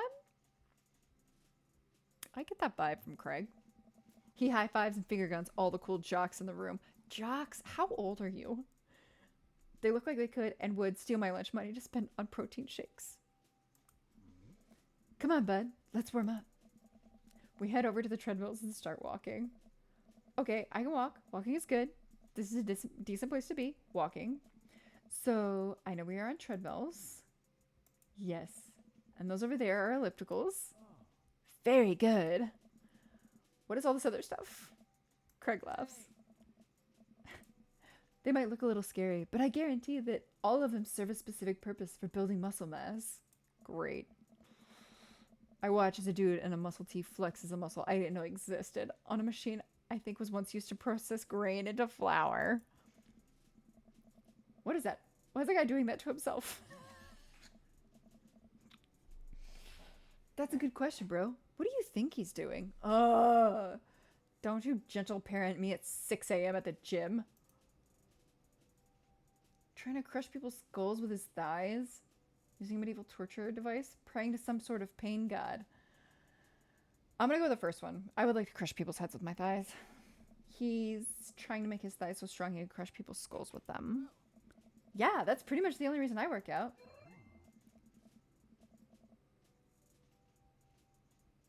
I'm sorry.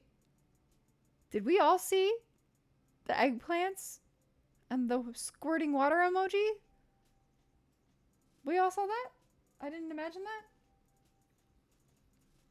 Oh no. Craig is turning up the speed. I better do the same. How long have you been doing the buff thing? A couple years. You didn't see it? Oh, hopefully if I excite any other daddies, you'll be able to see it. And what do you do when you're not dadding or working or buffing? Oh, I coach my twins' softball team. Of course you do. That still counts as both dadding and buffing, and it would. I keep busy. What do you do for fun? I love learning. I check out my hotbot. I try to live my life as close to a Jimmy Buffett concert or to a Jimmy Buffett song as possible. I'm gonna go with I love learning. I try to educate myself about the world around me. I'm like a sponge for knowledge, soaking up all that intellectual content, you know? History, the paranormal, wilderness survival, aliens, mostly those things. Can I romance an alien in this game? That would be magical. So you watch the History Channel too, huh? Yes. See, there it is. The eggplants. And heart emoji. I look over to Craig, who hasn't even broken a sweat. How is he doing this so effortlessly? I'm dying. I can feel the life force draining through every orifice of my body. Hey, remember when my fish died in college? What a starter. Huff. No, I don't like this story. Oh my god, is he really bumping up the speed again? I guess I better do it too. You don't have to do this. You're not in a competition. Oh, this is fast. This is very fast. And we were at that party, and you vowed to make me feel better. You told me to create a distraction, so of course I do a sick keg stand and get everyone cheering. And then I try to steal a fish from a fish tank at the party with my bare hands, like an idiot. And then you drop the fish, and it's flopping around, and you panic, so you run up to me, pose keg stand with a dying, dirty fish in your hands that you scooped up off the ground, and you're yelling at me that we have to leave. So we're running out of a frat party with a fish, trying to get it to give it mouth-to-mouth resuscitation. We get him home and get him in a bowl of water, but the prognosis was grim. And the next day, he's, alive and well. He wouldn't be. He'd probably be shocked. They never did catch the great fish thieves of Grand Ridge U. And they never, well. I shoot off the end of the treadmill and crash into the wall. Jesus, that hurts. Dude, bro, are you okay? Craig offers me a hand and looks me over for injuries. Well, all the injuries are internal, so I don't know what he's gonna see. I'm fantastic. I managed to stand up and rub my back. Doesn't hurt now, but I'm sure it will later. It will. You busted. You don't have to punish yourself like that. Always know your limits. Well, I think I might call our gym adventure here. You sure? Yeah. Alright, well, here. I brought you this. Craig hands me a shaker bottle full of a thick green liquid. I stare at it with what must be apparent distaste. It's a protein shake, bro. Oh, thank you. He wants me to drink it. Oh boy. Here goes. I take a small sip. It's actually delicious. I don't know if there is such a thing as a delicious green protein shake. I don't think that's a thing. Wow, this is really good. And good for you. It's my special recipe. I'm pretty proud of it. Let me know if you ever want to work out again. Maybe we can try running around the neighborhood, and if treadmills aren't your speed. No pun intended, bro. Yeah, we should have ran around the neighborhood to begin with. What are you talking about? Why do I have to meet you at a secondary location? Good one. Well, I'm gonna go put some ice on this. Everything. I'll see you around. I leave the gym feeling ashamed. Craig used to order delivery from the pizza place across the street from our dorm, and now he can run circles around me. Literally. Man, I really gotta work on this dad bod. I specifically made myself fit in the dad creation part, I'd like to point out. So I shouldn't be having these problems. I get home and lie down on the couch. It hurts to move. Oh god, I'm so old. Oh no, I must have fallen asleep. What time is it? Shoot, it's 3:55. I'm supposed to be at Amanda's school in 5 minutes. Oof. Well, since everything is apparently so freaking walkable, I frantically put on some clean clothes, apply a generous amount of deodorant, and run out the door. Your hair is still going to be grody. I arrive at Amanda's school and check in at the front desk. They give me a bright orange visitor sticker and send me on my way. I'm barely awake and feeling pretty haggard, but hopefully nobody will notice. Everyone will notice. How are they going to know? They're going to know. How will they know? I check my watch and am relieved to see that I'm only 2 minutes late. Wait, was it room 103 or 108?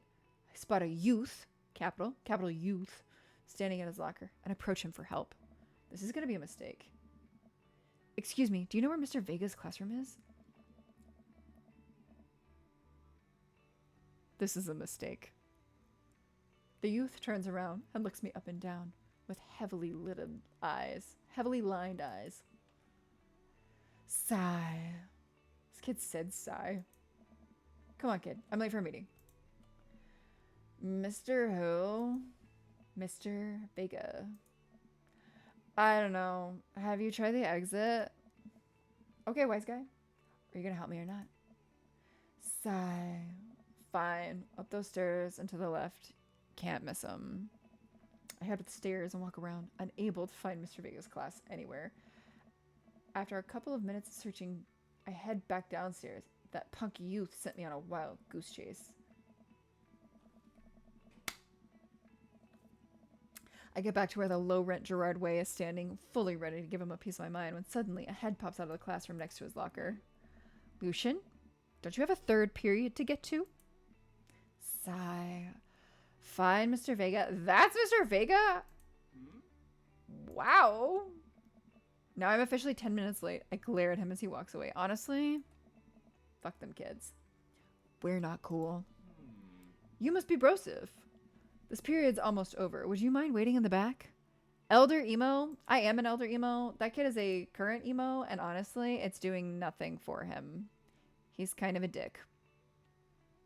You know what I'm saying? Why is this?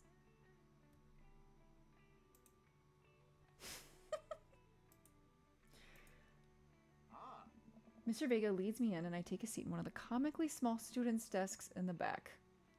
I might get stuck in this. Alright, where were we? Now who can tell me about the unreliability of the narrator and J.D. Salinger's Catcher in the Rye? Yes, Colin? Colin stands up and does the thing where he blows into the crook of his elbow to make a fart noise. Good one, Colin. Good one. The whole class erupts in laughter, naturally. All right, everybody. Very funny, Colin. Please sit down. Now, Holden Caulfield is an unreliable narrator in the sense that the bell for the end of the period rings. All of the students immediately get up and make a break for the door. Remember to do the reading and answer the response questions on page 194 in your textbook. Nobody's listening. Or not, I guess. Mr. Vega turns to me and sighs. Middle schoolers, right? Wait, what? Don't you teach high schoolers? Both. You know, budget cuts. Ugh. Ugh, so true. So true. Right. Thanks so much for coming in. No problem, Mr. Vega. Please, call me Hugo. Ugh. Yes. You would be a Hugo. This man is fine. This is the only one that's been attractive. I don't normally do these impromptu parent-teacher meetings, but as I'm sure you know, Amanda's a very bright student, and I'm concerned about her recent behavior. Recent behavior? What's going on? I'm like outraged for him. Amanda has never been the most engaged student, but I know she cares. Recently, though, she's been falling behind. She's not completing assignments and has been doing rather poorly on tests. I'd normally chalk this up to senioritis, but this is strange. I thought Amanda always shared everything with me. It hadn't even crossed my mind that something might be wrong. No. I just wanted to ask, is everything okay at home? I'm gonna go with she just moved. She has a tendency to bottle things up. That's not good. We just moved. She's fine. I'm not gonna say she's fine. That's horrible. Well, we just moved recently, but it was only to the other side of town, and Amanda was more excited about it than I was. See if you can talk to her about it. I know she values you a great deal and would appreciate your guidance. If she keeps heading down this road, I know how important art school is to her, and I would hate to see her miss out on any scholarship money that she clearly deserves. Okay. I don't actually know anything about getting scholarships or college or children or anything in this story. But I was under the impression that if you had senioritis, if you were in your senior year, right? If you're in your senior year, then theoretically, much of that stuff has already been kind of decided, right? Like, if you're at the end of your senior year, you should have an idea of where you're going. I don't know. I'll make sure to talk to Amanda. Thanks for letting me know, Hugo. Anytime.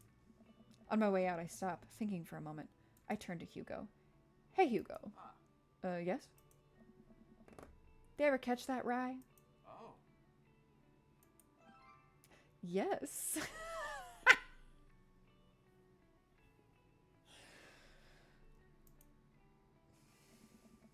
I leave the classroom and make my way out of school.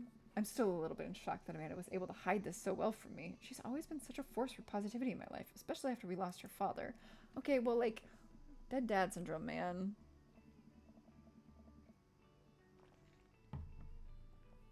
Amanda must be done with classes for the day by now. I'm sure she would appreciate a ride home, and maybe I can talk to her about what's going on.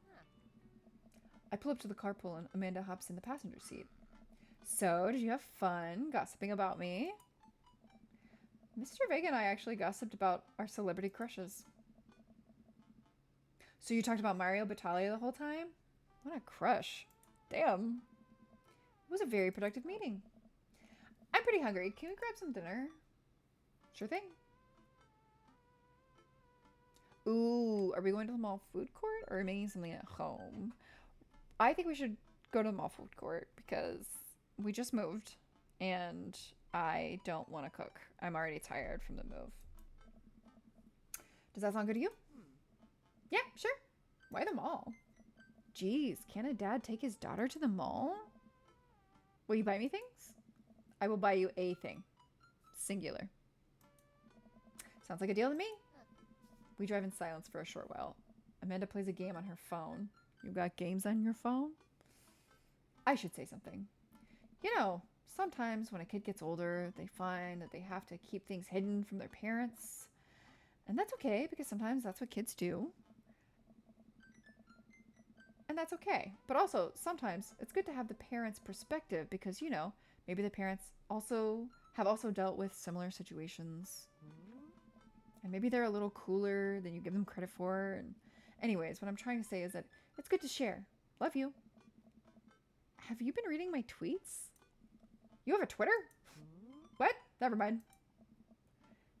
Look, sweetie, Mr. Vega said you haven't been participating in class and that you're not turning things in.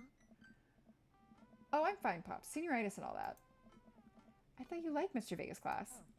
It's fine. He's fine. We pull up to a stoplight and I eye Amanda. She's still texting.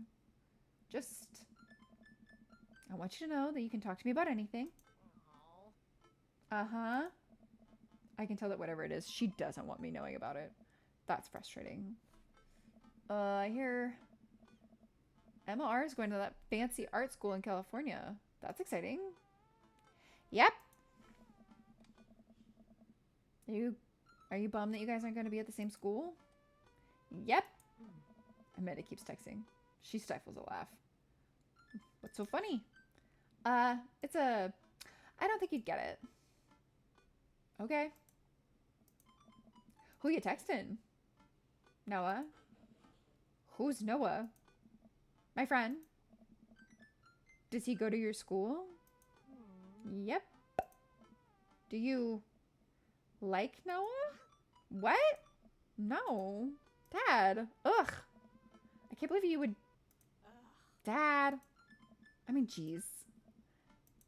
Why would you... Ugh. Gross. Sorry, just asking. Dad, he's just my friend. Guys and girls can be friends. He's my friend. Okay. Jeez. This is going well. Well, good talk. Love you, kiddo. She leans forward and turns up the radio. I guess that conversation is over. To the mall, then.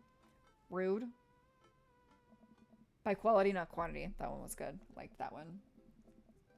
We arrive at the mall, a big indoor shopping center with a couple different floors. It's kind of dead, but that doesn't stop a mall security guard from yelling at a group of loitering teens. Let's eat something disgusting for dinner. Oh, that's all you can get at a mall. I'm gonna throw that one out there. That's literally the only option. Hell yeah. Language, Missy. Oh, man. Heck yeah? Better. You should be on this stream. We approach the food court and evaluate our options. There's greasy restaurant after greasy restaurant. My heart burns just looking at the menus. Nobody looks happy to be here. That is a mall. That's a mall for you. What are you in the mood for? Bread dipped in sugar, bread with cheese on it, or do you want me to just inject some fat directly into your bloodstream? I extend my hand to her. Would you do me the honors of sharing some nachos? She takes my hand with a grin. It would make me the happiest, cheesiest girl alive. We order a giant pile of chips and a naturally orange cheese from a very unenthusiastic and possibly stoned teenager. Yeah, probably. We take a seat at a rickety table and dig in. These are bad. These are very bad, but also strangely delicious. We have to eat through the pain. We enjoy the fluorescent, cheesy goodness together until we're all out of nachos. So, something's been bothering me for a while. Can you explain memes to me? Oh no! Which meme? All memes. Amanda sighs deeply and places her head in her hands. Dad, it's complicated. See, memes are inside jokes shared by a bunch of people that get less funny the more people do it. So the problem is that by the time a meme gets to you, Dad, all of us youths have already done the joke to death. And what's worse than that is that movies and TVs and video games will try to jump in on the meme train, but just based on how long it takes to make them, the meme will be long dead by the time it comes out. So it just dates it, and it isn't funny. She's not wrong. Oh shit, what up? Dad, please. Anyways, changing the subject. Where to now? Want to go to that goth store? What? You know, the one that's all black and tries to establish itself as anti-establishment despite being an exact representation of the establishment. I don't know what you're talking about. You know, the one where you can buy chain wallets and it's basically an assault on what people fought so hard against in the punk and hardcore movement of the 70s and 80s. Dude, you gotta be more specific. The one you threw up in that one time. Oh, that one! Amanda runs into the store with me trailing behind her. She makes a beeline for the back. There it is. You can still see the outline, kinda. I'm so proud? Speech. Amanda. Speech. All right, I'll do it if you stop chanting. Amanda stops immediately. I clear my throat. Thank you all for joining us here today to commemorate a historic moment that would forever shape history. On a day very much like today, some 5 years ago, our very own Amanda Ann Stalin. Amanda Ann Stalin. Fantastic. Love that for us. Had too much blue raspberry slushy on an outing to the mall. After begging her father to take her to Dead Goth and beyond to buy rainbow suspenders, she proceeded to throw up all over a display of My Chemical Romance merchandise. Her loving father then had to pay for said merchandise, which to this day remains among our possessions. Thank you. Amanda is moved. She begins clapping, slow at first, then faster and more vigorously. Several other patrons turn their heads. One of them also starts clapping. I bow my head. Oh, hey, Jane Wallets! While Amanda busies herself looking at band t-shirts, I try to find something of interest to myself. Not much for a dad to look at in Dead Goth and Beyond. Love this Hot Topic ripoff. This is fantastic. I'm loving every second of this. Truly. Peruse the band t-shirts. Look at ironic mugs. Check the clearance bin for hot deals. Clearance bin it is. There's a big cardboard box of marked down items. I'm pretty sure $4 for purple eyeliner is a good deal. I think. I wonder if I would look good in purple eyeliner. Hell yes, I would. Love the confidence, babe. Love the confidence. Look, this is very important to me.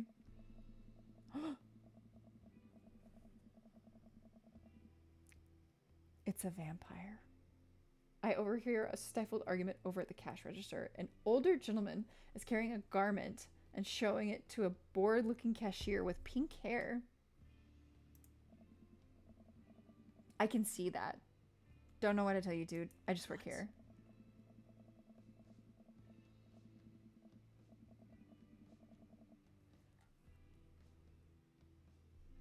Okay, how does this guy talk? I feel like he wants to be in the cast of Twilight.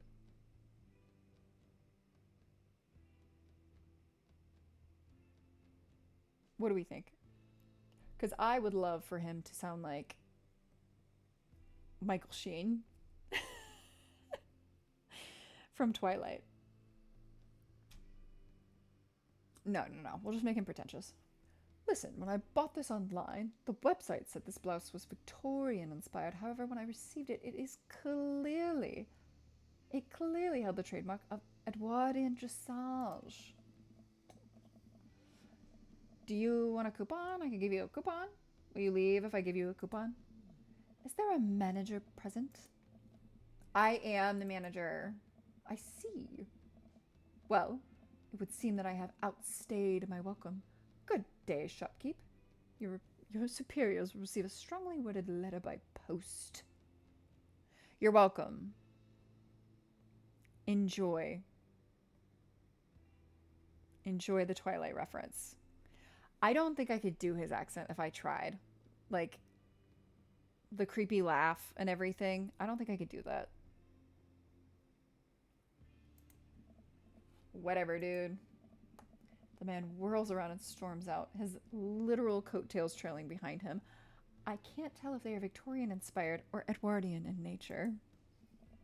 Amanda trots up to me with a t-shirt in her hand. Oh boy, here it comes. Hey, Dadtron 5000.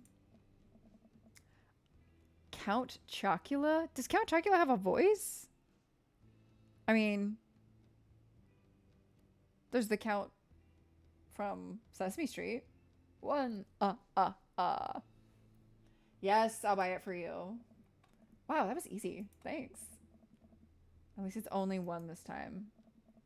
Amanda plops the shirt onto the counter and grins at the cashier. I love your hair. The cashier says nothing and rings Amanda up, radiating hatred. I hand her a 20. So what was that guy's deal? The cashier rolls her eyes so hard I'm worried she'll pull something. That's Damien. Oh, no. His name is not Damien. That's what he calls himself. This man's name is probably Greg. This man's name is Eugene. You know what I mean? He's in here all the time. He's obsessed with Victorian fashion or whatever. It's good to have a hobby.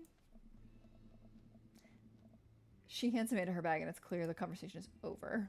We make our way out of the store and head home to get some rest. That's so funny. Amanda and I sit on the couch trying to find something to watch over bowls of ice cream. Oh, cool. Long haul paranormal ice road ghost truckers is on. What a name. Your favorite, right? That's an insane name. Oh, hell yes. They have to make it over the Canadian tundra before the ice road melts. but also they're hunting ghosts. This sounds like a real show. Like, this sounds like something that would really be on, like, TLC or the History Channel. Also, the trucks are haunted. This is an episode I've already seen, but it's one of the best. Callum and Flint Dogbone, the twin brother truck driving and ghost hunting duo, find themselves in the greatest peril yet. Oh no. The ghost done got control of the truck. I can't steer on them there damn ice roads. Let me use this EVP meter to try and communicate with the spirits. Flint, we're about to die. I almost got it. If you listen carefully, it sounds like it's saying, you're going to die. That's because we're about to die, you... This is art. The episode ends, and Amanda excuses herself to go and start arguments on the internet. I stay up a little longer, curious about the exploits of Callum and Flint Dogbone after their disastrous ice road incident. Afterwards, I crawl into bed and get a good night's sleep. Good. Sleep is important. Laserdisc is clearly a superior digital video format. Sure. Zzz, zzz. Morning, sleepyhead. 5 more minutes. You have never, ever let me have 5 more minutes. Ever. So get up. Fine. We have cereal for breakfast and spend the morning putting together furniture. Amanda is much better at interpreting the tiny manuals. We're able to put together a few shelves and one desk, but I'm pretty sure it was supposed to be a bookcase. I feel like we've all had that experience. So, you excited for the cookout today? Excited to beef up my grilling skills? If there's food, I'm excited. That's me, right there. If there's food, I'm excited.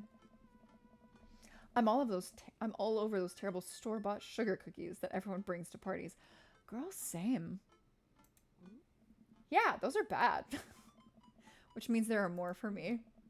Don't you want to meet some of the people in the neighborhood? I'll probably end up standing uncomfortably in the corner with a plate of food and hope that nobody talks to me. Wow. Dad, you're a beautiful work in progress. We will get that butterfly to emerge from the cocoon. The social butterfly. Well, we better start getting ready. We definitely don't want to be late. What? No. We have to be fashionably late. Who shows up to a cookout on time? You know what? We're going early, just because you said that.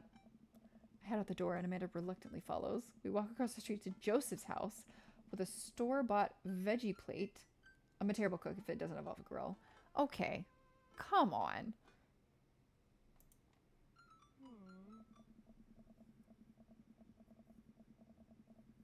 I guess we're not as early as we thought we were. Just this backyard is already packed with people, and the smell of hot dogs wafts through the air. Alex.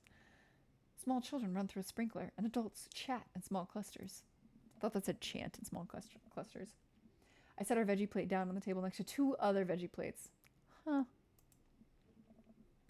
Hey, there's Joseph. I wave to get his attention. The moment he sees us, he jogs over, arms open wide. With arms wide open. Welcome. I'm just so glad you two are here. And you brought veggies. Let me introduce you to my family. Kids, come over here. This is Chris, my eldest. Hi. This is Christian and Christy. They're twins. They stare creepily and say nothing. Twins are naturally terrifying. Then, of course, there's our youngest, Krish. Wait, where's Krish? Maybe Mary put him in his crib. Why are they all names? Oh no, it's a woman from the bar the other night. What is she doing here?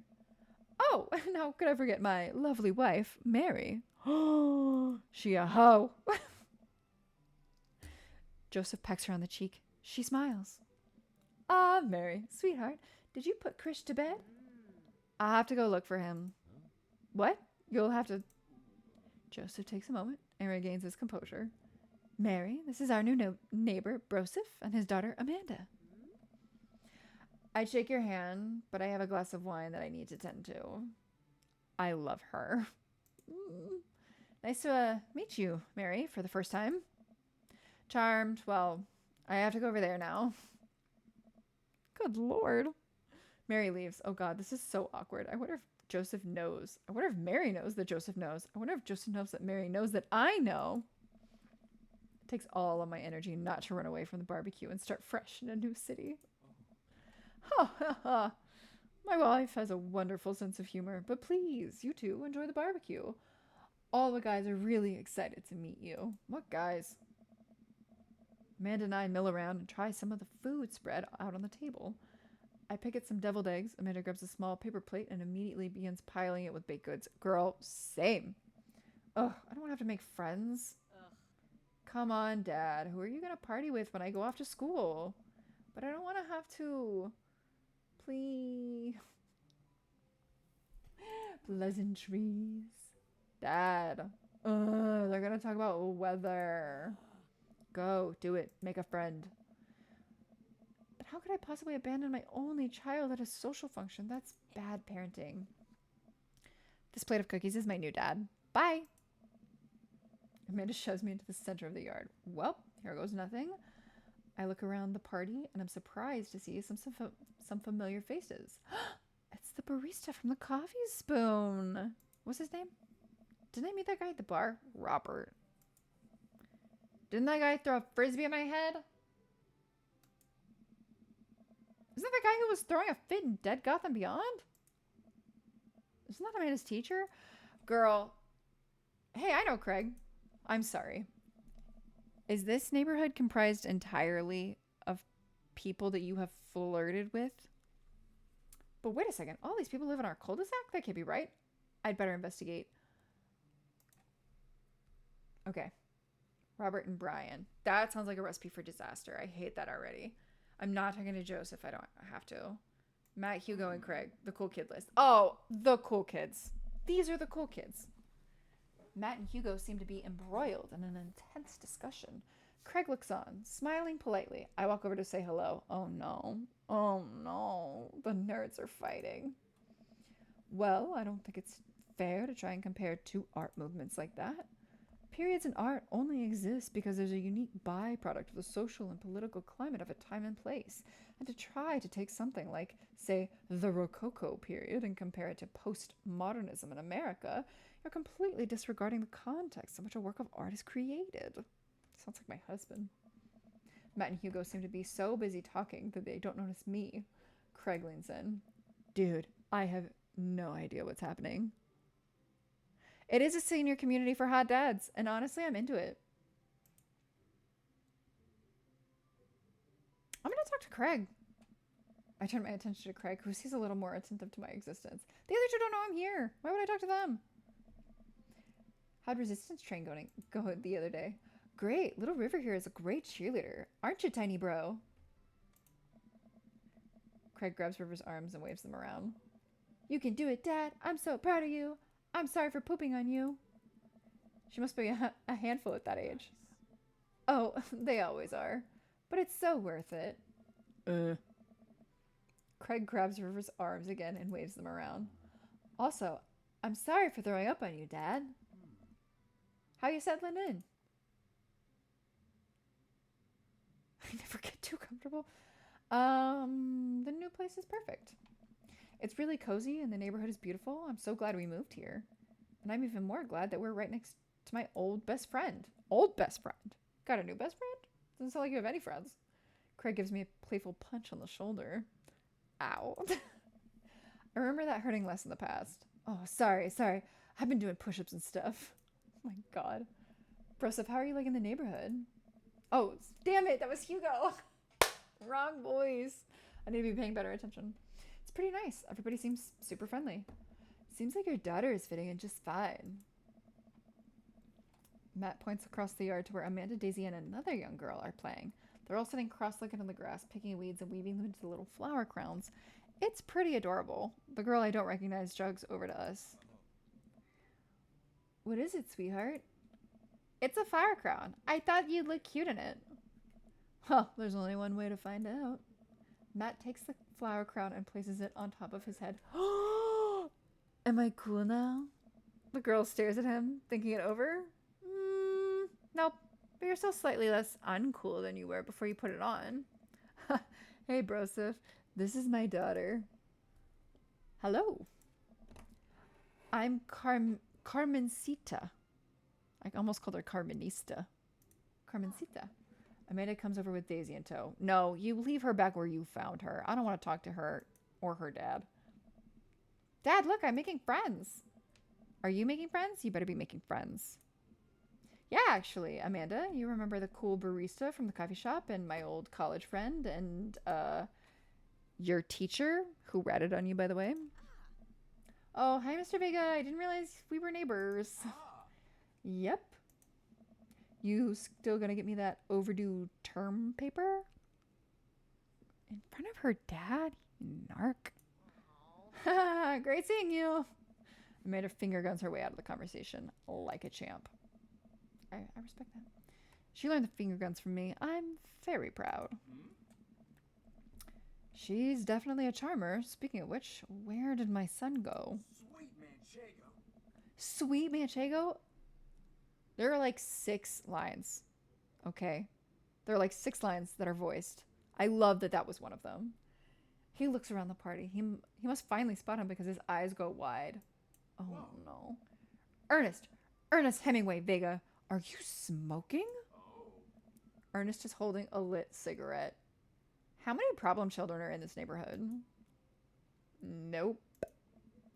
I see Ernest across the way. He casually takes a long drag of his cigarette and then flicks it into a gutter. Unbelievable. Excuse me. Hugo marches over to Ernest and I turn my attention to Matt and Craig. Kids, right? Man, I do not envy Hugo. The last barbecue we had, Ernest tried to shove a sparkler down Joseph's pants. Nearly burned down half the yard.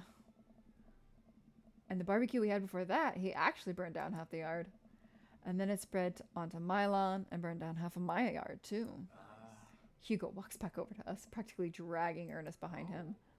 This and the little vampire's son, or the little vampire boy that was at the school, little Gerard Way boy. Hey, everybody. Sorry about that. Broseph, this is my son, Ernest. Hello. Ernest looks away, sulking, his hands shoved deep in his pockets. Hugo nudges him impatiently. Hey. Nice to meet you, Ernest. What grade are you in? Does it matter? Oh. Ernest. Okay, I'm in 8th grade. God, are you happy now? I'm sure you were just dying to know. Yeah, good for you. Can I go now? I'm tired of talking to this old dude who blames my generation for the failing economy. Spot on. Ouch. Ernest! Oh yeah, because I'm totally embarrassing you. Ernest puts earbuds in and storms off to stand in the corner. Well, that was certainly something. He seems nice. Hugo puts his head in his hands and sighs. I'm so sorry. He's having a really tough time. As much as I want to be the cool dad, I have to be the authoritarian dad, and he clearly resents me for it. I mean, I think as a dad and a teacher, that's about as authoritarian as you get. Honestly, are any of us cool dads? Is it even possible to be a cool dad? You're the coolest dad here, Matt. What? I'm cool as a cucumber. See, that right there? You can't say that. My kids think I'm cool. But for how long, Craig? How long do we get to be the cool dads? I don't know. I think we just have to accept the fact that as dads, we've become the machine we once raged against and accept our fate to unironically wear socks with sandals. Your kids may think you're cool now, but the moment they hit puberty, you're doomed. Amanda's 18 and she thinks I'm cool. I yell across the yard to my daughter. Amanda, I'm cool, right? Amanda just laughs. She keeps laughing. I see your point. As much as we all want it, I don't think it's important to us. As important to be a cool dad as it is to be a good dad. We can't all be best friends with our kids. It just doesn't work. I mean, look at me and Ernest. Our job as parents is to make sure our kids turn out okay. Yeah, you're right. But it'd be nice to have it both ways. Hearing these guys talk about this makes me think of my relationship with Amanda. We get along so well. But there might come a time when it won't be like that. Is college when that happens?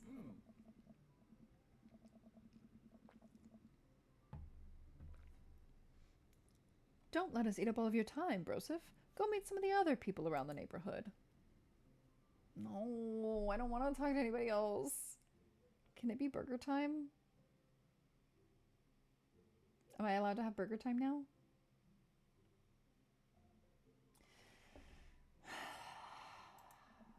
Oh.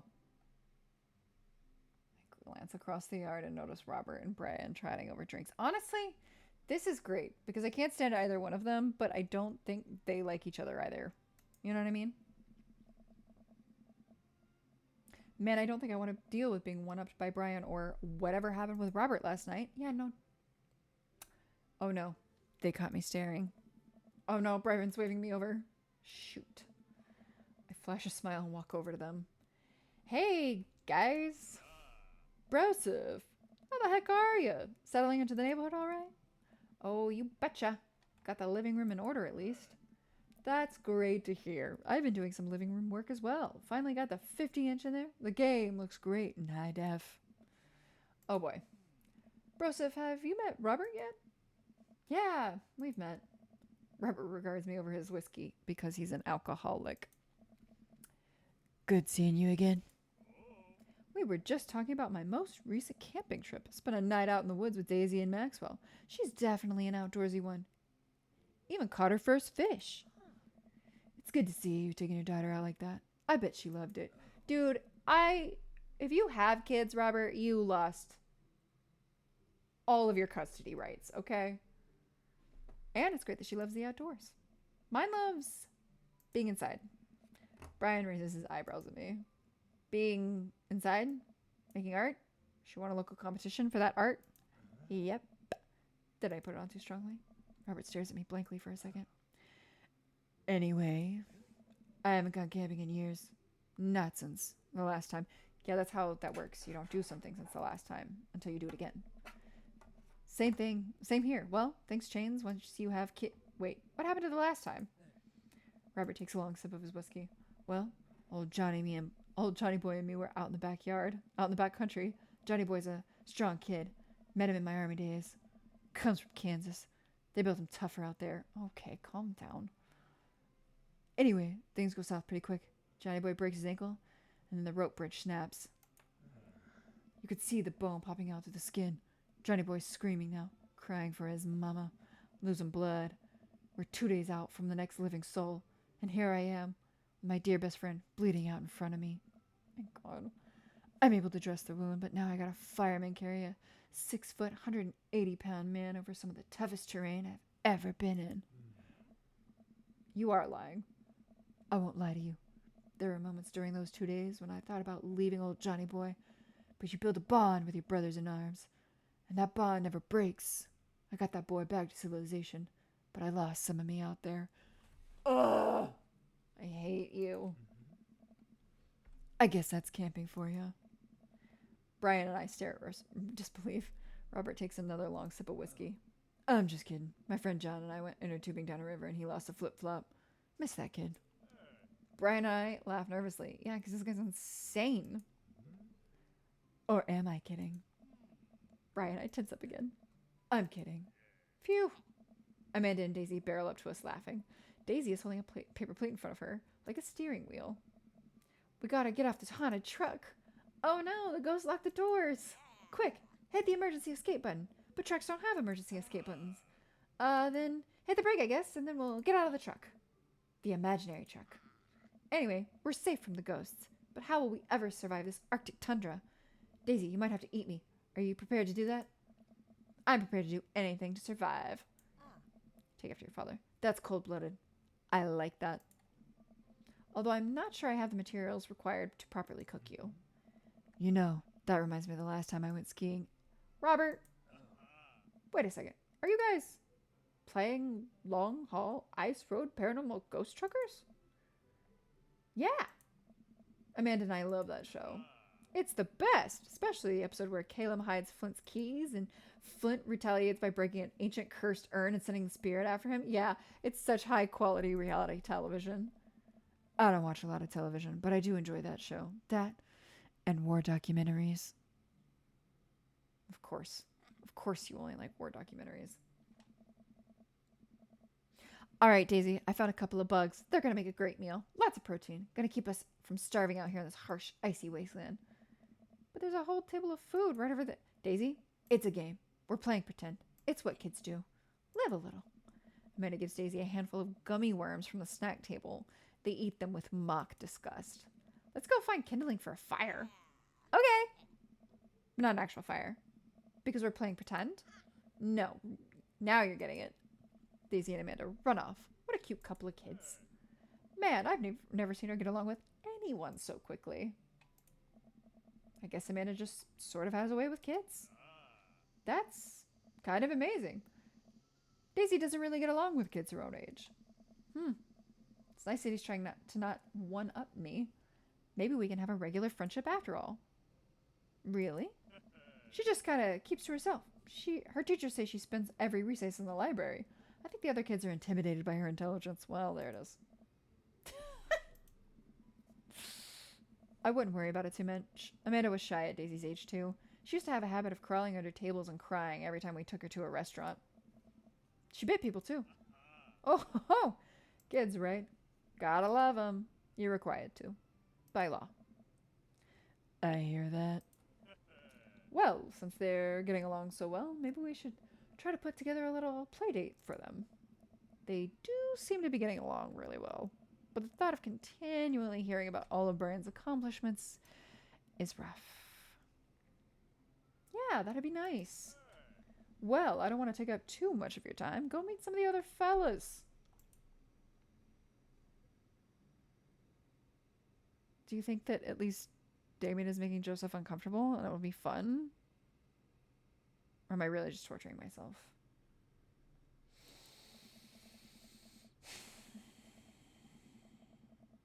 I spot Joseph chatting with a guy from Dead Gotham Beyond by the grill. I wonder what they're talking about. I walk over to them. So, I'm curious. Can you walk me through why you had your house painted black?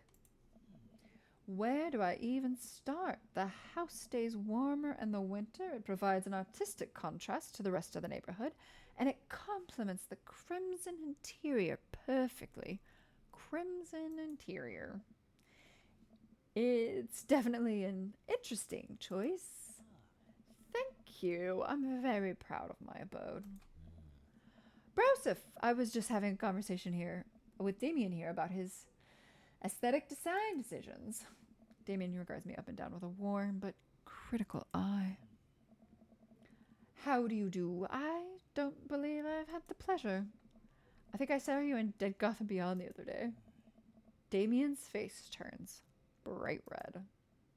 I must apologize for my behavior on that day. You see, I take the goth lifestyle very seriously, and to be caught in a ruse by such a corporation as Dead Gotham Beyond was profoundly frustrating indeed.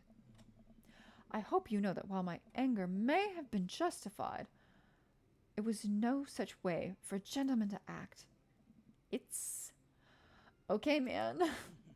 Do tell me about yourself. Are you new to the area? Yes, my daughter and I just moved in the other day. She was the one I took to Dead Gotham Beyond. Very good taste on her part. Does she partake in the goth lifestyle? I think for a second I look over to Amanda, who's hanging out with some of the other older kids in the neighborhood. Hi. Hey, Amanda, would you consider yourself a goth? Amanda yells back. I wouldn't necessarily try to fall under one specific label, but I guess if I had to choose, I would more describe myself as twee hipster with some normcore leanings. Bats are cool, though. Ah, pity. Are you enjoying the party so far? Oh, definitely. Thanks for putting this on. It's nice to be in a cul-de-sac where everyone is so friendly and welcoming. Oh. Amanda walks up to the conversation. I also like The Lost Boys a lot. Really good movie. Does that count as goth? That it would, my dear. I don't believe we've had the pleasure of meeting Damien Bloodmarch. Again, this man's name is going to be Greg. At your service. Damien finished the sentence with a flourish and a bow, producing a single rose and offering it to Amanda. Where did he get a rose? Amanda blushes and returns the gesture with a curtsy. My, do you know how to treat a lady? Hello, Amanda. Seemingly out of nowhere, Joseph's twins appear. Are they speaking in unison? Won't you come play with us? Come play with us forever. Guys, enough with the creepy twin shtick. We've talked about this. Christian and Christy slowly back away. Where do you think they get that from?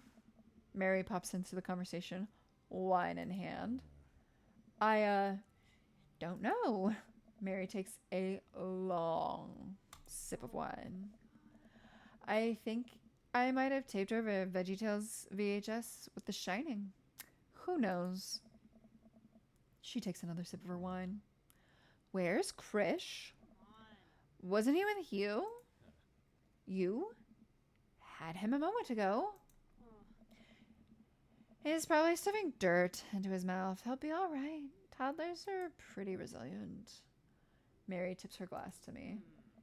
Ain't my first time to the rodeo.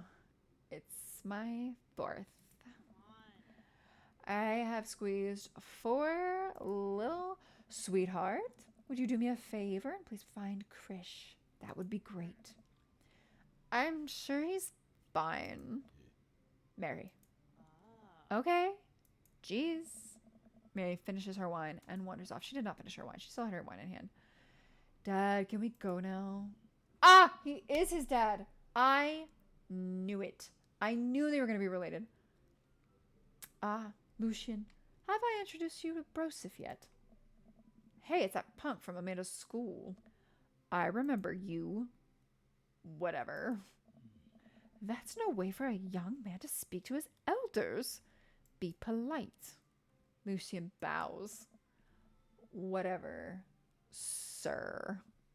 Lucian bows again. Mr. Christensen, may I have a veggie burger, sir? Coming right up, bud. Are you vegetarian? Yep. Make that 2 veggie burgers. Did you know that some people in the Victorian era were vegetarians?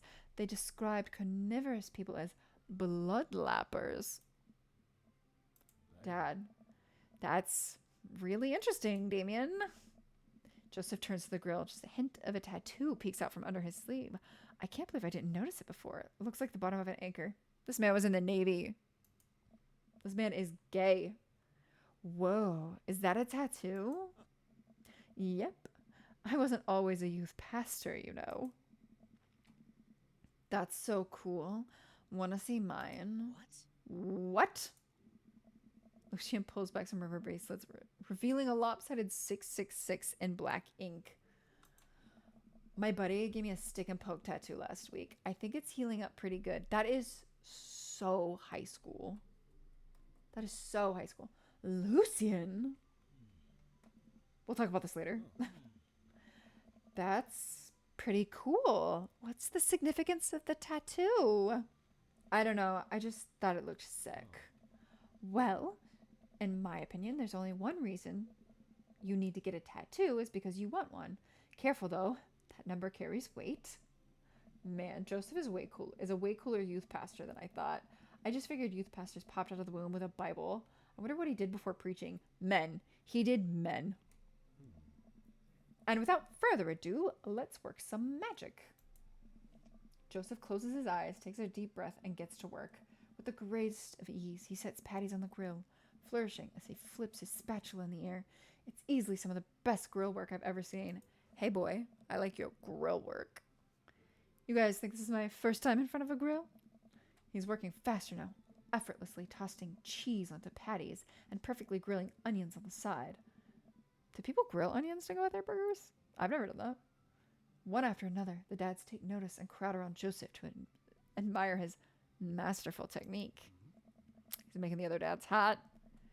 You probably didn't know this, Broseph, but Joseph's known around here for his grillmanship. He's ungrill-leavable. I hate you, Brian. I've tried to get on his level, but I just can't catch up. Let us keep studying. He has a rare quality about him. Mustard, we keep talking about this. Can't we just appreciate the artistry? I've never seen him make a mistake. This is awful. Okay, we need to stop. This is getting too cheesy. Please stop. All of the children of this party boo the glorious display of puns in unison. All right, guys, the food's ready. Please form an orderly barbecue. Amanda groans. We all grab our food and hang out, enjoying perfectly cooked cheeseburgers. Man, it's so wild how all of us dads live in the same cul-de-sac and are all DTF, apparently. Kind of nice, isn't it? I feel like there's a real community here. Totally helps when you're just a single dad trying to raise a kid. Are there no wives? Is Mary the only wife? Are all of these men single?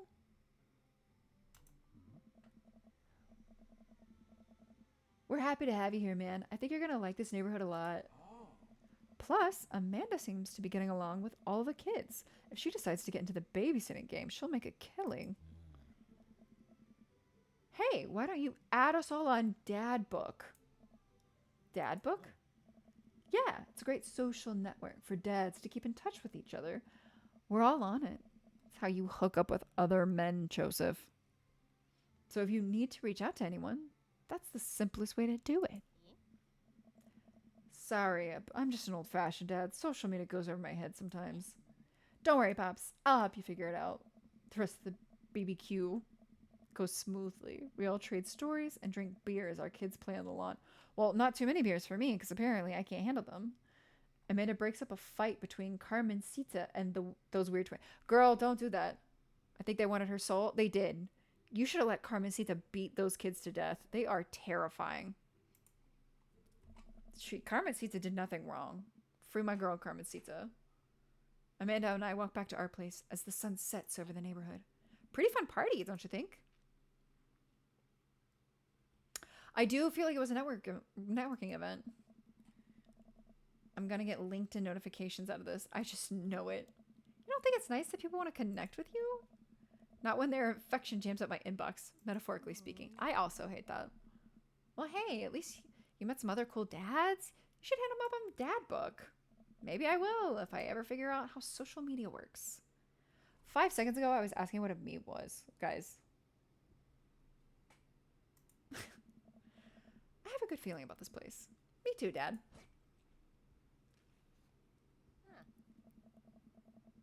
Amanda and I arrive home with the remnants of our veggie plate. You took the veggie plate home? Seems like nobody's really into the cauliflower. Are you supposed to leave stuff when you bring it? Or are you supposed to take it home? Any big plans for this evening? Actually, yeah. I'm going out with some friends. Oh. Is that okay? Of course. Just keep me posted. And be home before midnight. You got it. And be careful. I will. Make good choices. Of course. And call me if you need anything. Dad, you're not going to do the thing where you wait silently for me to come home in the living room while all the lights off, are you? What? No. I've never done that, and I never will do that. Okay. Do you have plans tonight? My plans were kind of to eat ice cream and watch TV with Amanda, but I'll find something to do. I'm gonna...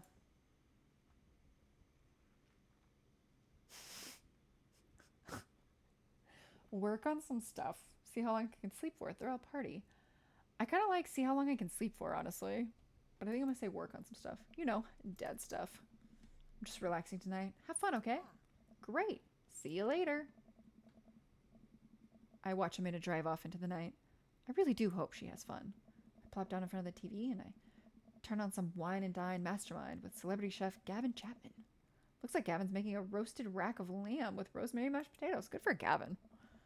I'd love to be able to cook like that. Although I think if I was actually good at cooking, I'd use my powers for evil, just making baked Alaskas all day instead of any food of real nutritional substance. That is roughly what happens once you learn to bake. You just purely use your powers for evil. Man, Gavin Chapman caught that thing on fire, but he meant to do it. What a professional. I lose track of time as I blaze through several episodes of Wine and Dine Mastermind, and also one episode about some cooking show called Meat Hell. I'm not even sure what that one was about. It was just a lot of yelling. I glance at my watch. Man, it's almost midnight. I should check in with Amanda. I send a text. Hey, kiddo, you good? And with that, because we're coming up on 3 hours, I do think I'm going to end it here. So I do want to thank everybody for joining me. I had a good time with y'all. But yeah, I'm going to save the game, which I think is this button. Save. What? I wait for you to be like ready to play, and then I leave. I leave. I wait for you. Specifically. I've also been doing this for 3 hours, and I've talked a lot, and I've dated a lot of dads. I haven't even dated any dads, actually. There have been no dads dated. These dads ain't getting dated. They're getting talked to, and they're getting judged by me, but they're not getting dated. So, yeah. With that, I'm going to go ahead. Spitting game. Truly. I mean, I'm trying. I'm doing my best, okay? I'm doing everything in my power to make these men date me. And they're not having it. So, yeah. Have fun. Make good choices. I'll see you all on Monday, theoretically, for some knitting, maybe. We'll see how it goes. We'll see what we're into that day. You know, I don't have bail money, so don't do anything illegal. See you later. Bye.